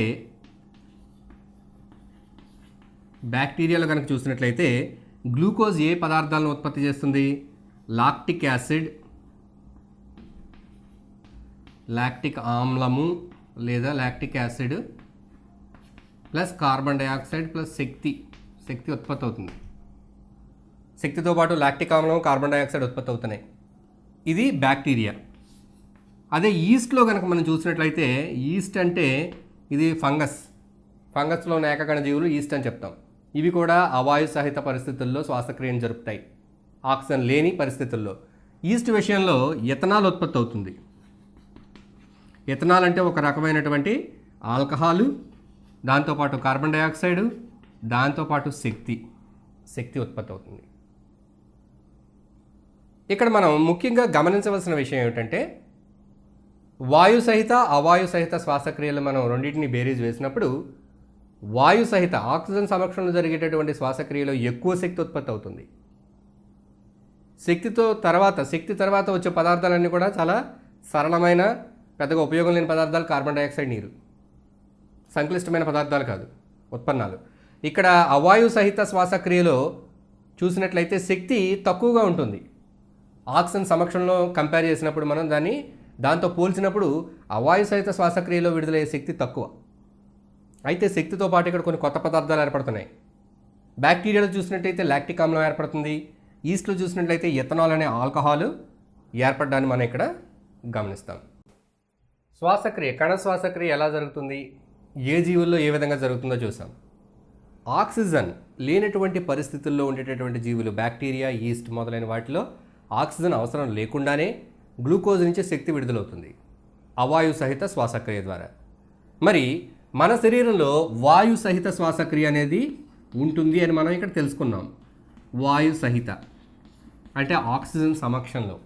మరి మన శరీరంలో కొన్నిసార్లు ఆక్సిజన్ కొరత ఏర్పడినప్పుడు శక్తి విడుదల అవ్వకుండా ఉంటే ఏం జరుగుతుంది? మనం కుప్పకూలిపోతాం. ఎందుకంటే మన శరీరానికి నిరంతరం ఏటీపీలు సరఫరా జరుగుతూ ఉండాలి. ఎప్పుడైతే ఏటీపీల సరఫరా జరగడం ఆగిపోతుందో కణాల్లో ఉండేటువంటి వివిధ జీవక్రియలన్నీ నిలిచిపోయి మనం శరీరం అంతా కూడా నిర్వీర్యం అయిపోతుంది. అందుచేత ఆక్సిజన్ లేకుండా కూడా కొన్ని సందర్భాల్లో శక్తి విడుదలవుతుంది మన శరీరంలో. ఇది ఎలా జరుగుతుంది? కొన్ని సందర్భాలు గుర్తు తెచ్చుకోండి. కొన్ని పనులు చేసేటప్పుడు ఊపిరి బిగబెట్టి చేయడాన్ని మీరు చూస్తూ ఉంటారు. ఈ విధంగా ఊపిరి బిగబెట్టి మనం ఏదైనా చేసినప్పుడు, ఏదైనా ఒక వ్యాయామం చేయటం కానీ, పరిగెత్తడం కానీ చేసినప్పుడు ఎటువంటి మార్పులను మీరు మీ శరీరంలో గమనిస్తారు? మనం ఊపిరి బిగబెట్టి ఏదైనా ఒక వ్యాయామం చేస్తున్నాం, ఏదైనా డంబెల్ని పైకి లేపుతా ఉన్నాం, లేదంటే మనం ఏదైనా బస్కీలు తీస్తూ ఉన్నాం, గుంజీలు తీస్తూ ఉన్నాం, పరిగెడుతూ ఉన్నాం. ఇలా చేసినప్పుడు కొద్దిసేపు ఊపిరి బిగబెట్టి ఆ వ్యాయామం చేసేటప్పుడు మనకి ఏ మార్పులు గమనిస్తాం? మన ఆ వ్యాయామం అప్పటి వరకు ఊపిరి బిగబెట్టి ఒకేసారిగా ఊపిరి వదిలినప్పుడు మనం గట్టిగా ఊపిరి పీల్చుకుంటూ ఉంటాం, రొప్పుతూ ఉంటాం, ఆయాసపడుతూ ఉంటాం, ఎక్కువగా గాలి తీసుకుంటూ ఉంటాం తరచుగా మనం ఊపిరి బిగబెట్టి కొద్దిసేపు పని చేసిన తర్వాత. లేదా ఏదైనా చేత్తో మనం ఊపిరి బిగబెట్టి ఎక్కువగా చేసామనుకోండి పని, ఒక 20 సార్లు 30 సార్లు, ఏదైనా ఒక బోర్లోంచి నీళ్లు తోడడానికి మనం బోరింగ్ని దాన్ని ఇది చేసినప్పుడు మన చేతి కండరాల్లో నొప్పి పుట్టడం, ఈ విధమైనటువంటి మార్పులు మన శరీరంలో మనం గమనిస్తూ ఉంటాం. అంటే ఈ మార్పులు ఎందుకు జరుగుతూ ఉన్నాయి అనే దానికి ఇప్పుడు మన కారణాలను కనుక్కుందాం. వాయు సహిత శ్వాసక్రియ అనేది జరుగుతూ ఉంది మన శరీరంలో. అయితే కొన్ని సందర్భాల్లో ఆక్సిజన్ నిలువలు శరీరంలో తగ్గినప్పుడు లేదా ఆక్సిజన్ అందుబాటులో లేనప్పుడు మన శరీరంలో ఒక విధమైన వాయు సహిత ఆక్సిజన్ రహిత శ్వాసక్రియ జరిగి, ఆక్సిజన్ లేకుండా శ్వాసక్రియ జరిగితే ఏం ఉత్పత్తి అవుతాయి? మనం బ్యాక్టీరియాలో చూసాం. ఏం ఉత్పత్తి అవుతున్నాయి? లాక్టిక్ ఆమ్లము,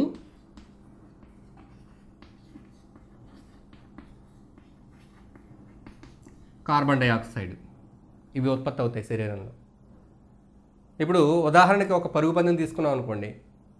పరుగు పందెం పెట్టేటప్పుడు, మనం పరుగు పెట్టేటప్పుడు 100 మీటర్ల పరుగు పందెం అనుకోండి. 100 మీటర్లు అంటే చాలా తక్కువ దూరం, 100 మీటర్లు. ఈ 100 మీటర్ల పరుగు పెట్టినప్పుడు ఒక మంచి క్రీడాకారుడు, బాగా శిక్షణ పొందిన క్రీడాకారుడు ఎటువంటి ఎక్కువసార్లు గాలి తీసుకోవాల్సిన అవసరం లేకుండా ఊపిరి పెట్టి సులువుగా సునాయాసంగా 100 మీటర్లలో లక్ష్యాన్ని ఛేదించగలుగుతాడు. శిక్షణ లేకుండా ఉన్న మనం పరిగెట్టామనుకోండి, అది 100 మీటర్లు అయినప్పటికీ ఆగిన తర్వాత మనం దాన్ని రొప్పచ్చు, ఆయాసం రావచ్చు. ఇది మనం తీసుకునే శిక్షణ మీద ఆధారపడి ఉంటుంది. సహజంగా అయితే అతనికి ఎటువంటి అదనపు గాలి అవసరం లేకుండా 100 మీటర్లు సునాయాసంగా పూర్తి చేయొచ్చు. ఎలా చేయగలుగుతారు? ఏ విధంగా చేయగలుగుతున్నారు అంటే 100 మీటర్లే కదా మనం అనుకోవచ్చు. ఇంతకుముందు ఇతని శరీరంలో తయారై నిలవన్నటువంటి ఏటీపీలు ఏవైతే ఉన్నాయో ఇవన్నీ నిలవ ఉన్నాయి కదా, ఎనర్జీ కరెన్సీ ఏటీపీ ఏవైతే ఉన్నాయో ఇవన్నీ శరీరంలో కండరాలు నిలవ ఉన్నాయి. కాబట్టి ఇతను 100 మీటర్లు పరిగెత్తినప్పుడు ఆ క్రీడాకారుడు అతని శరీరంలో ఉన్న ఏటీపీలు అన్నీ కూడా ఖర్చు అయ్యి అదనంగా ఎటువంటి గాలి అవసరం లేకుండానే అతని లక్ష్యాన్ని పూర్తి చేశాడని మనం అనుకోవచ్చు. అయితే దీన్ని మనం దానికి సమాధానంగా తీసుకోలేము. ఎందుకంటే మనం కొత్తగా శ్వాసక్రియ జరపకుండా శరీరంలో ఉన్న ఏటీపీలు వినియోగించుకుని అధికంగా ఏదైనా చేసినప్పుడు, పరిగెట్టడం కానీ వ్యాయామం కానీ చేస్తే ఇవి అర సెకండ్లోనే ఉన్నవన్నీ కూడా ఖర్చు అయిపోతాయి, మన శరీరంలో ఉన్నటువంటి ఏటీపీలు అన్నీ కూడా. అందుచేత ఈ సమాధానం సరైనది కాదు. శరీరంలో ఎప్పటికే నిలవ ఉన్న ఏటీపీలన్నీ కూడా వినియోగించుకోవడం అనేది నిరంతరం ఏటీపీలు ఉత్పత్తి అవుతూనే ఉండాలి. ఎక్కువ పని చేసినప్పుడు ఎక్కువగా ఉత్పత్తి అవుతూ ఉండాలి. ఏమీ పని చేయకుండా మనం ఖాళీగా ఉన్నప్పటికీ కూడా ఏటీపీలు మనకు ఉత్పత్తి అవుతూనే ఉండాలి మన శరీరంలో, ఎందుకంటే అవి ఖర్చు అవుతూనే ఉంటాయి.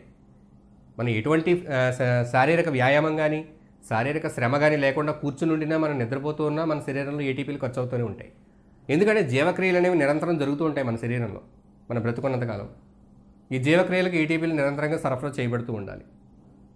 అందుచేత ఇటువంటి ప్రత్యేకమైన పరిస్థితుల్లో, అంటే మనకు ఆక్సిజన్ సరఫరా తగ్గినప్పుడు, మనం అధికంగా శారీరక వ్యాయామం చేస్తూ ఉంటే మన కండరాలు కదలటానికి శక్తి అవసరమైనప్పుడు మన శరీరంలో మనం తీసుకున్న గ్లూకోజ్ ఏదైతే ఉందో ఆహారంలో, ఈ గ్లూకోజ్ అనేది ఆక్సిజన్ అందుబాటులో లేదు కాబట్టి అవాయు సహిత శ్వాసక్రియ ద్వారా లాక్టిక్ ఆమ్లము కార్బన్ డైఆక్సైడ్గా ఏర్పడుతుంది. అయితే రక్తంలో ఏర్పడినటువంటి ఈ లాక్టిక్ ఆమ్లం ఏదైతే ఉందో ఇది ఆ పని చేయడం అయిపోయిన తర్వాత తిరిగి మళ్ళీ శ్వాస తీసుకుంటూ ఉంటాం. మనం పరిగెత్తేసాం, తర్వాత రొప్పుతూ ఉన్నాం, ఆయాసపడుతూ ఉన్నాం, అధికంగా గాలి తీసుకుంటున్నాం. ఈ విధంగా అధికంగా గాలి తీసుకున్నప్పుడు అధికంగా ఆక్సిజన్ సరఫరా చేయబడుతుంది. అంటే మామూలు స్థితి అనేది ఏర్పడింది, ఆక్సిజన్ కొరత అనేది పోయి ఆక్సిజన్ కావాల్సినంతగా అక్కడ సరఫరా చేయబడుతుంది. అటువంటి పరిస్థితి వచ్చినప్పుడు ఈ లాక్టిక్ ఆమ్లము తిరిగి గ్లూకోజ్గా మారుతుంది. అంటే రక్తంలో దాని నిలువ ఏదైతే పెరిగిందో లాక్టిక్ ఆమ్లము మెల్లిగా తగ్గిపోతుంది. ఈ లాక్టిక్ ఆమ్లం స్థాయి బాగా పెరిగినప్పుడు, కండరాల్లో ఇది పెరిగినప్పుడు కండరాల్లో నొప్పి అనేది పుడుతుంది. ఈ నొప్పిని మస్క్యులర్ ఫ్యాటిక్ అని చెప్తాం. అంటే కండరాల్లో నొప్పి, ఏదైనా మనం కాలుతో సైకిల్ తొక్కుతూ ఉన్నాం, బాగా ఎత్తులో సైకిల్ తొక్కుతూ ఉన్నాం, ఊపిరి బిగబట్టి సైకిల్ గట్టిగా తొక్కుతూ ఉన్నాం, మన పిక్కల్లో, కాళ్ళ పిక్కల్లో కండరాలు పట్టేసినట్టుగా మనకు బాగా నొప్పిగా అనిపిస్తాయి. ఎందుకని? అటువంటి సందర్భాల్లో ఎక్కువ శారీరక శ్రమ చేయాలి కాబట్టి ఆక్సిజన్ సరిపోదు. ఆక్సిజన్ లేని పరిస్థితుల్లో అవాయు సహిత శ్వాసక్రియ జరిగి లాక్టిక్ ఆమ్లం ఉత్పత్తి అవుతుంది. లాక్టిక్ ఆమ్లం ఎక్కువగా ఉత్పత్తి అయితే కండరాలు నొప్పి పడతాయి. ఆ పని చేయడం ఆపేసి కొద్దిసేపు మనం దాన్ని రిలాక్స్ అయినట్టయితే, విశ్రాంతి పొందినట్లయితే ఈ లాక్టిక్ ఆమ్లం యొక్క స్థాయి మళ్ళీ తగ్గిపోయి తిరిగి సాధారణ స్థితికి వచ్చేస్తుంది. అదే మన పుస్తకంలో ఒక క్రీడాకారుణ్ణి ప్రయోగాత్మకమైనటువంటి పరిస్థితుల్లో పరీక్షించి చూశారు. ఎటువంటి మార్పులు జరుగుతున్నాయి అతని రక్తంలో, అతని రక్తాన్ని నమూనాన్ని పరీక్షించి కొంత వ్యాయామం ఇచ్చారు. వ్యాయామం అంటే ఎక్కడో రోడ్డు మీద పరిగెట్టుకుని పొమ్మడం కాకుండా, ఎందుకంటే అతను కూడా మనం ఈ ప్రయోగశాలలో ఉన్నటువంటి ఈ పరికరాలన్నింటినీ తీసుకుని పోలేం కాబట్టి ప్రయోగశాలలోనే ఉండి వ్యాయామం చేసేలాగా, అంటే ఒక థ్రెడ్మిల్ అంటే అక్కడే తిరుగుతూ ఉండే ఒక పట్టీ లాంటి దాని మీద అతను నడుస్తూ ఉంటాడు. అంటే మనిషి అదే ప్రదేశంలో నిలబడి నడుస్తూ ఉంటాడు ఆ థ్రెడ్మిల్ మీద. ఇలా నడుస్తూ ఉన్నప్పుడు అతని శరీరం కొంతసేపు శ్రమ చేసిన తర్వాత, కొన్ని నిమిషాల తర్వాత అతని రక్తంలో యొక్క నమూనాలు సేకరించడం జరిగింది. అంటే ఒక తరగతి అంతరంతో 5 నిమిషాల తర్వాత, 10 నిమిషాల తర్వాత ఈ విధంగా. ఇతని శారీరక శ్రమ చేస్తూ పోయే కొద్దీ అతని రక్తంలో లాక్టిక్ యాసిడ్ యొక్క స్థాయి పెరుగుతూ ఉంది. అతను విశ్రాంతి పొందినప్పుడు తిరిగి దాని స్థాయి తగ్గడం అనేది గమనించారు. అయితే మన శరీరంలో జరిగేటటువంటి ఈ అవాయు సహిత శ్వాసక్రియ, ఎనైరోబిక్ రెస్పిరేషన్ అనేది తాత్కాలికమైన పద్ధతి. ఎందుకంటే గ్లూకోజ్ నుంచి శక్తి ఉత్పత్తి అవడం అనే ప్రక్రియలో అధికంగా శక్తి ఉత్పత్తి అవుతుంది. లాక్టిక్ ఆమ్లం నుంచి ఉత్పత్తి అయ్యే శక్తి చాలా తక్కువగా ఉంటుంది. అందువల్ల ఈ ప్రక్రియలో తక్కువ శక్తి ఉత్పత్తి అవుతుంది. ఇది తాత్కాలికమైనది. తిరిగి ఈ లాక్టిక్ ఆమ్లం మళ్ళీ మన రక్తంలో తగ్గిపోవడం అనేది మనం గమనిస్తూ వచ్చాం. అలాగే ఈ 100 మీటర్ల పరుగు పందెం అనేది ఇక్కడ ఉదాహరణగా తీసుకున్నప్పుడు, ఈ 100 మీటర్ల పరుగు పందెంలో పరిగెత్తినప్పుడు, ఊపిరి బిగబట్టి పరిగెత్తినప్పుడు శ్వాస నిలుపుదల చేసినప్పుడు అక్కడ లాక్టిక్ ఆమ్లం అనేది ఉత్పత్తి అవుతుంది. తిరిగి మనం ఎప్పుడైతే శ్వాసించడం మొదలు పెడతామో, ఈ ఆక్సిజన్ సరఫరా ఎప్పుడైతే జరుగుతుందో, ఇదంతా కూడా ఈ పేరుకున్నటువంటి లాక్టిక్ ఆమ్లం అంతా కూడా ఇదంతా తగ్గి రక్తం మళ్ళీ కండరాలు సాధారణ స్థితి రావడానికి కొద్ది సమయం పడుతుంది. అంటే ఆక్సిజన్ పూర్తిగా సరఫరా అయినప్పుడు తిరిగి యథాస్థితికి చేరుకోవడం అనేది జరుగుతూ ఉంటుంది. అయితే ఊపిరి తీసుకుంటూ మనం ఏదైనా వ్యాయామం చేస్తూ ఉన్నాం, గాలి పీలుస్తూ చేస్తూ ఉన్నాం. ఇటువంటి పరిస్థితుల్లో ఏం జరుగుతుంది? మనం తీసుకునే ఆక్సిజన్ శాతం కన్నా కూడా కణాలు ఎక్కువ ఆక్సిజన్ అవసరమైనప్పుడు, ఎక్కువ శక్తి ఉత్పత్తి అవ్వాల్సినప్పుడు, అంటే శక్తి ఉత్పత్తి అవ్వడానికి సరిపడినంత ఆక్సిజన్ తీసుకోవట్లేదు కానీ తీసుకుంటూ ఉన్నాం. అటువంటి సందర్భాల్లో కొద్దిగా లాక్టిక్ ఆమ్లం అనేది ఉత్పత్తి అవుతుంది. అలాగే ఆక్సిజన్ తీసుకుంటూ ఉన్నాం కాబట్టి ఉత్పత్తి అయిన లాక్టిక్ ఆమ్లంలో కొంత భాగం తిరిగి మళ్ళీ రక్తంలోంచి గ్లూకోజ్గా మారిపోవడం, వేరే ఇతర రూపాలకు మారిపోవడం జరుగుతుంది. అంటే తగ్గిపోతుంది. పూర్తిగా శ్వాసను నిలుపుదల చేసి మనం వ్యాయామం చేసినప్పుడు అధికంగా లాక్టిక్ ఆమ్లం ఏర్పడితే, శ్వాస తీసుకుంటూ మనం ఏదైనా కఠిన వ్యాయామాలు చేసినప్పుడు కొద్ది మొత్తంలో లాక్టిక్ ఆమ్లం అనేది ఏర్పడడాన్ని మనం గమనిస్తాం. ఈ అవాయు శ్వాసక్రియలో 2 రకాలుగా జరుగుతుంది. బ్యాక్టీరియాలో అయితే లాక్టిక్ ఆమ్లం, కార్బన్ డైఆక్సైడ్ ఉత్పత్తి అవుతుంది. అదే ఈస్ట్లోనైతే ఎథనాల్, కార్బన్ డైఆక్సైడ్ ఉత్పత్తి అవుతాయి. ఈ ప్రక్రియను మనం కిణ్వణం లేదా ఫర్మెంటేషన్ అని చెప్తారు. ఈ ప్రక్రియ మనకు ఆహార పదార్థాల తయారీలో ఎంతగానో ఉపయోగపడుతుంది. మనం ఇంతకు ముందు తరగతుల్లో చదువుకున్నట్టు బేకరీలలో మైదా పిండిలో ఈస్ట్ను కలపడం ద్వారా ఈ ఈస్ట్ కార్బన్ డైఆక్సైడ్ గ్యాస్ని ఉత్పత్తి చేసి అవన్నీ కూడా స్పాంజ్ లాగా చిన్న కన్నాలు కలిగి మెత్తగా ఉండే విధంగా తయారవడానికి సహకరిస్తాయి. మైదా పిండితో చేసిన ప్రయోగాన్ని మీరు నేర్చుకున్నారు క్రింది తరగతుల్లో. ఇక్కడ ఈ కిణ్వణం అనే ప్రక్రియ ద్వారా ఆల్కహాల్ ఉత్పత్తి చేయడం కూడా జరుగుతుంది. అలాగే ఆల్కహాల్ కలిగిన పానీయాలు తయారు చేయడంలో కూడా ఈ కిణ్వణం ప్రక్రియ ద్వారా, ఈ అవాయు శ్వాసక్రియ ద్వారా ఇథనాల్ను ఉత్పత్తి చేయడం జరుగుతుంది. ఇంతకుముందు చక్కెర ద్రావణం తీసుకుని ఆ చక్కెర ద్రావణానికి మనం ఈస్ట్ని జత చేసి దాన్ని కొద్దిగా వేడి చేసినట్లయితే ఈ ఈస్ట్ ఆ చక్కెర ద్రావణంతో చర్య పొంది, అంటే ఆ చక్కెరను ఉపయోగించుకొని, గ్లూకోజ్ను ఉపయోగించుకుని ఏ విధంగా మారుస్తూ ఉంది? కార్బన్ డైఆక్సైడ్ మరియు ఎథనాల్గా మారుస్తూ ఉంది. ఎథనాల్. అయితే ఆ మిశ్రమంలో ఉండేటటువంటి ఎథనాల్ను మనం ఏ విధంగా దాన్ని వేరు చేయగలుగుతాం? ఎథనాల్ అనేది దాని యొక్క బాష్పీభవన ఉష్ణోగ్రత తక్కువ. 72 డిగ్రీల సెల్సియస్. అంటే ఈ ఉష్ణోగ్రతలో అది ఆవిరైపోతుంది. నీరు 100 డిగ్రీలు. ఈ మిశ్రమాన్ని తీసుకెళ్ళి మనం వేడి చేసినప్పుడు ముందుగా 72 డిగ్రీలకు చేరుకొని అక్కడ ఉన్నటువంటి ఈ ఆల్కహాల్ అనేది ఆవిరవడం జరుగుతుంది. ఫ్రాక్షనల్ డిస్టిలేషన్ అంటే అంశిక స్వేదనం. ఆంశిక స్వేదనం అనే పద్ధతి ద్వారా ఇథనాల్ను వేరు చేయడం అనేది జరుగుతూ ఉంది. ఈ విధంగా ఈ అవాయు శ్వాసక్రియ ద్వారా, కిణ్వన ప్రక్రియ ద్వారా ఈస్ట్ను ఉపయోగించి ఇథైల్ ఆల్కహాల్ లేదా ఇథనాల్ను తయారు చేయడం అనేది జరుగుతూ ఉంది. శ్వాసక్రియ దహనం అంటే ఇక్కడ శ్వాసక్రియ దహన క్రియ, ఈ రెండింటికి మధ్య ఉన్నటువంటి సారూప్యాలు అలాగే భేదాలు ఇప్పుడు మనం చూద్దాం. ఇంతకుముందు లెవాయిజర్ తదితరులు చేసినటువంటి ప్రయోగాలలో వారికి ఎటువంటి వాయువులు వినియోగించబడుతున్నాయి, ఆ జీవక్రియల్లో ఉన్నటువంటి వివిధ దశల గురించి క్షుణ్ణంగా తెలియనప్పటికీ వారు స్థూలంగా కనుగొన్నది ఏంటంటే శ్వాసక్రియ దహనక్రియ ఇంచుమించుగా ఒకటే. శరీరంలో జరిగేటటువంటి దహనక్రియనే శ్వాసక్రియగా వారు చెప్పారు. ఎందుకంటే ఇక్కడ ముడి పదార్థాలు, అంతిమంగా వచ్చే పదార్థాలు ఇవన్నీ కూడా రెండిట్లోనూ కొద్దిగా సారూప్యతను కలిగి ఉంటాయి. దహనక్రియలోను శ్వాసక్రియలోను గ్లూకోజ్ వంటి కర్బన పదార్థాలు ఆ క్రియ జరిగిన తర్వాత అవి శక్తిని ఉత్పత్తి చేయడం, శక్తితో పాటు కార్బన్ డైఆక్సైడ్ నీటిని ఉత్పత్తి చేయడం ద్వారా మన శరీరంలో జరిగే శ్వాసక్రియను దహనక్రియతో పోల్చడం జరిగింది. అలాగే శ్వాసక్రియలో కూడా ఉష్ణం ఉత్పత్తి అవుతుంది, దహనక్రియలో ఉష్ణం ఉత్పత్తి అవుతుంది. అయితే కొంతవరకు సారూప్యత ఉన్నప్పటికీ కూడా శ్వాసక్రియకు దహనక్రియకు మౌలికమైన కొన్ని భేదాలు అనేవి ఉన్నాయి. ఈ భేదాలు ఏమిటో మనం తెలుసుకుందాం. ప్రయోగాత్మకంగా దహనక్రియను చేసి మనం చూడొచ్చు. ప్రయోగశాలలో కొద్ది గ్లూకోజ్, ఇక్కడ మనం ముడి పదార్థాలలో దహనక్రియ అంటే ఏదైనా తీసుకోవచ్చు. మనం కాగితం ముక్క, అగ్గిపొల ఏది మండించినా దహనక్రియ. అయితే ఇక్కడ మనం ఆహారం శ్వాసక్రియ గురించి మాట్లాడుకుంటున్నాం కాబట్టి మన శరీరంలో ఏ పదార్థం అయితే శ్వాసక్రియ ద్వారా శక్తిని విడుదల చేస్తుందో అదే పదార్థాన్ని భౌతికంగా మనం దహనం చేసినప్పుడు ఏ విధమైన పదార్థాలు ఉత్పత్తి అవుతున్నాయి. ఇక్కడ తీసుకునే ముడి పదార్థం గ్లూకోజ్. ఇప్పుడు ఈ గ్లూకోజ్ని మనం దహనక్రియ శ్వాసక్రియ ఈ రెండింటిలో అది ఏ విధంగా మార్పు చెందుతుందో గమనించవచ్చు. ఇక్కడ ముఖ్యంగా మూడు భేదాలను మనం గమనించవచ్చు శ్వాసక్రియ దహనక్రియకు మధ్యలో. ఇదేంటంటే మొట్టమొదటిగా గ్లూకోజ్ని మండించడం. దహనక్రియలో మనం గ్లూకోజ్ని మండించాలి. ఏదైనా ఒక పరీక్ష నాళికలో కానీ ఒక స్పూన్లో కానీ తీసుకుని గ్లూకోజ్ని మండించాలంటే ఏం కావాలి? మనం మంట పెట్టాలి. అంటే ఏదైనా ఒక మంటపై మనం దాన్ని ఉంచినప్పుడు అధికమైన ఉష్ణోగ్రతను దానికి ఇచ్చినప్పుడు అది మండటం ప్రారంభిస్తుంది.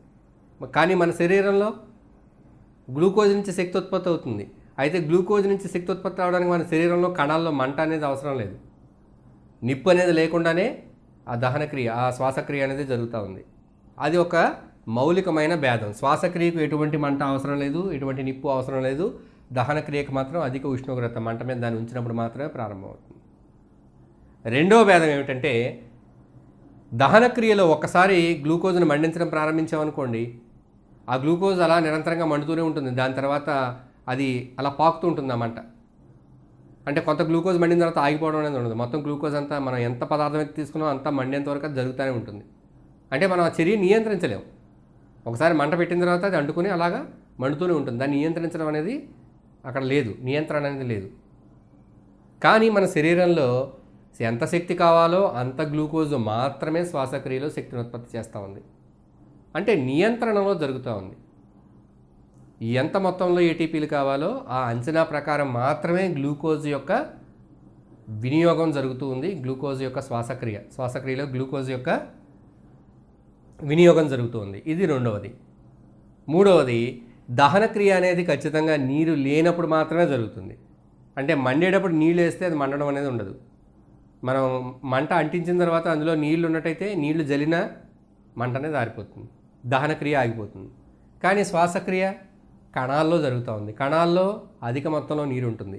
నీటి సమక్షంలోనే ఈ శ్వాసక్రియ అనేది జరుగుతూ ఉంది.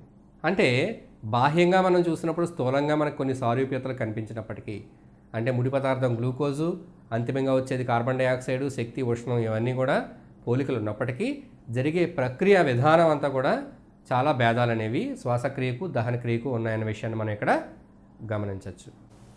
జీవకణాలలో ఉష్ణం విడుదల, శ్వాసక్రియ జరిగినప్పుడు ఉష్ణం విడుదలవుతుందన్న విషయాన్ని మనం ఇంతకుముందు చర్చించాం. దహనక్రియలో ఉష్ణం విడుదలవుతుంది, శ్వాసక్రియలో కూడా ఉష్ణం అనేది ఉత్పత్తి అవుతుంది. అంటే ఆహార పదార్థాలు విచ్ఛిన్నం చెందినప్పుడు విడుదలయ్యే శక్తి కొంత భాగం ఏటీపీ కింద మారినప్పటికీ కొంత భాగం శక్తి ఉష్ణ రూపంలో విడుదలవుతుంది. శక్తి అనేక రూపాల్లో ఉంటుంది, రసాయన రూపంలో ఉంటుంది, అలాగే ఉష్ణ రూపంలో కూడా ఉంటుంది. ఈ విధంగా ఉష్ణం ఉత్పత్తి అవడం అనేది జరుగుతుంది. మన శరీరంలో ఎంత ఉష్ణం ఉత్పత్తి అవుతుంది అనేది మన శరీరంలో జరిగే శ్వాసక్రియ రేటు మీద ఆధారపడి ఉంటుంది. అయితే మన శరీరంలోంచి ఉష్ణం ఎప్పుడు ఉత్పత్తి అవుతుంది? నిరంతరం ఉత్పత్తి అవుతూనే ఉంటుంది. మన శరీరం నుండి మనం ఉష్ణాన్ని కోల్పోతూ ఉంటాం చుట్టూ ఉన్న వాతావరణంలోకి. అంటే మన చుట్టూ ఉండే వాతావరణం చల్లగా ఉందనుకోండి, మన శరీరం నుంచి ఉష్ణం వాతావరణంలోకి వెళ్ళిపోతూ ఉంటుంది. చుట్టూ ఉన్న వాతావరణం వేడిగా ఉన్నప్పుడు బయట నుంచి ఉష్ణం మన శరీరం మీదకి చేరే అవకాశం ఉంటుంది, లేదా మనం ఉష్ణం కోల్పోకుండా ఉండే పరిస్థితి ఏర్పడుతుంది. మనం శరీరంపై ఏదైనా స్వెటర్ కప్పుకొని ఉన్నాం అనుకోండి, కొంచెంసేపటి తర్వాత మనకు వెచ్చగా అనిపిస్తుంది. అంటే ఈ వెచ్చదనం ఎక్కడి నుంచి వచ్చింది? స్వెటర్ నుంచి రాలేదు, బయట వాతావరణం నుంచి రాలేదు. ఇది మన శరీరం నుంచి ఉత్పత్తి అయిన ఉష్ణమే బయటకు పోకుండా స్వెటర్ ఆఫ్ చేసింది. కాబట్టి ఆ ఉష్ణాన్ని మనం వేడిగా మనం అక్కడ దాన్ని తెలుసుకోగలుగుతున్నాం, వేడిగా ఉందన్న విషయాన్ని. అంటే ఉష్ణం బయటకు పోకుండా స్వెటర్ ఆఫ్ చేస్తూ ఉంది. ఈ విధంగా మన శరీరంలో ఉష్ణం ఉత్పత్తి అవుతూనే ఉంటుంది. ఇది నిరంతరం జరిగే ప్రక్రియ. ఈ ఉష్ణం ఎలా ఉత్పత్తి అవుతుంది? శ్వాసక్రియలో ఉత్పత్తి అవుతుంది. శ్వాసక్రియ ద్వారా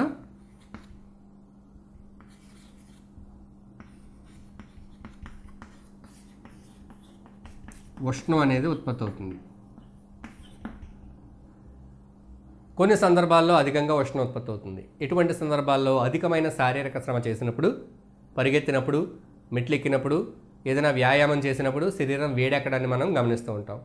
అంటే శరీరంలో ఎక్కువ శ్వాసక్రియ జరుగుతుంది. ఆ సమయాల్లో మనకి ఎక్కువ ఆక్సిజన్ కావాలి, ఎక్కువ ఆక్సిజన్తో పాటు శక్తి కావాలి. శక్తి వస్తుంది, ఎక్కువ గ్లూకోజ్ వినియోగించబడింది కాబట్టి శక్తితో పాటు ఎక్కువగా ఉష్ణం కూడా శరీరంలోంచి ఉత్పత్తి అవుతూ ఉంటుంది. మన శ్వాస వదిలినప్పుడు మన శ్వాసలో నుంచి మనం ఆ ఆవిరిని, వేడిని కూడా మనం గమనిస్తూ ఉంటాం. మన శ్వాస బయటకు వదిలే శ్వాస వేడిగా ఉంటుంది. ఈ వేడి ఉష్ణం అనేది మనం అక్కడ గమనిస్తూ ఉంటాం. ఈ రకంగా శ్వాసక్రియలో కొన్ని పరిస్థితుల్లో వ్యాయామం చేసినప్పుడు, శారీరక శ్రమ పడినప్పుడు అధికంగా మన శరీరంలో అధికంగా శ్వాసక్రియ జరగడం ద్వారా అధిక ఉష్ణం అనేది ఉత్పత్తి అవడాన్ని మనం గమనిస్తూ ఉంటాం. ఎప్పటికప్పుడు మన శరీరం ఉష్ణాన్ని ఉత్పత్తి చేస్తూ బయట ఉన్న వాతావరణంతో ఇది సమతౌల్యతగా ఉంచాలి శరీరంలో. ఈ విధంగా చేయడానికి నిరంతరం శక్తి, ఉష్ణం అనేది ఉత్పత్తి అవుతూ ఉంటుంది. వాయు మార్పిడి వ్యవస్థ పరిణామం. వివిధ రకాల జీవుల్లో వాయు మార్పిడి అనేది జరుగుతుంది. అన్ని రకాల జీవుల్లోనూ వాయు మార్పిడి జరుగుతుంది. జంతువులు తీసుకున్నట్లయితే ఈ వాయు మార్పిడి అనేది జరుగుతూ ఉంది. అంటే వాటికి ఒక శ్వాసక్రియ వ్యవస్థ ఉండి, వ్యవస్థ ద్వారా వాయు మార్పిడి జరుగుతూ ఉంది. అయితే వివిధ జీవులలో వివిధ రకాల శ్వాసక్రియ వ్యవస్థలు ఉన్నాయి. వివిధ రకాలుగా వాయు మార్పిడి అనేది జరుగుతూ ఉంది.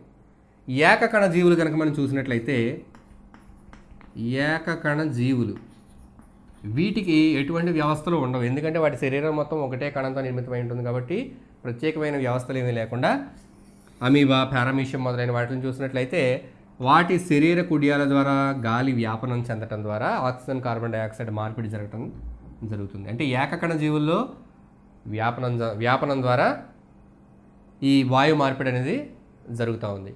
ఇంకొంచెం పెద్ద జీవులు కనుక మనం తీసుకున్నట్లయితే, అంటే బొద్దింకలు, బహుకణ జీవుల్లో, ఈ బహుకణ జీవుల్లో కూడా వివిధ రకాలు మనం చూస్తాం.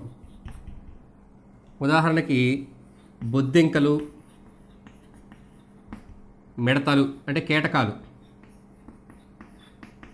మిడతలు, ఆర్తోపోడ ఇవి తీసుకున్నట్లయితే వీటి శరీరాల్లో వాయు నాళాలు ఉంటాయి. బొద్దింకలు, మిడతలు ఇటువంటి వాటిల్లో వాయు నాళాలు ఉంటాయి. ఈ వాయు నాళాలు అంటే గొట్టాల కింద మాదిరిగా వాయు నాళాల ఈ విధంగా ఉంటాయి. ఈ వాయు నాళాలు వాయు నాళికలుగా విడిపోతాయి. ఈ వాయు నాళికలు మరిన్ని శాఖలుగా చిన్న చిన్న నాళికలుగా విడిపోయి కణాలకు నేరుగా గాలిని సరఫరా చేస్తాయి. కొన్ని రకాల జీవుల్లో మనం చూసినట్లయితే వానపాము. ఈ వానపాము కనుక మనం చూసినట్లయితే వానపాములో వాయు నాళాలు, వాయు నాళికలు ఇటువంటివి కాకుండా వాటి శరీరం అంతా కూడా జిగురు వంటి పదార్థం ఉంటుంది. గాలి ఈ జిగురు వంటి పదార్థాన్ని తాకినప్పుడు ఆ జిగురు వంటి పదార్థం అందులో ఉన్న ఆక్సిజన్ను పీల్చుకొని రక్తానికి సరఫరా చేస్తుంది. అంటే చర్మం ద్వారా శ్వాసించడం. వానపాము, అలాగే కప్పలు, వాటి చర్మం కూడా జిగురుగా ఉండి ఈ జిగురుగా ఉండే చర్మంతో తడి చర్మంతో శ్వాసించడం అనేది కప్పల్లోనూ వానపాముల్లోనూ చూస్తాం. బొద్దింకలో మిడతలు, చీమలు మొదలైన కీటకాల్లో చూసినట్లయితే వాయునాళాలు,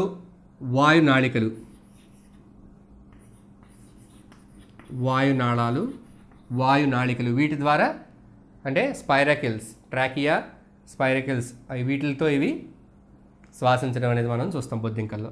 వానపాములో మాయిస్ట్ స్కిన్ అంటే జిగురు ఉన్నటువంటి చర్మం, తడి చర్మం లేదా తేమ చర్మం. కప్పల్లో కూడా ఇదే విధంగా మనం గమనిస్తూ ఉంటాం. అలాగే ఇంకొంచెం పెద్ద జీవుల్లో అంటే మనం చేపల్లో కనుక చూసినట్లయితే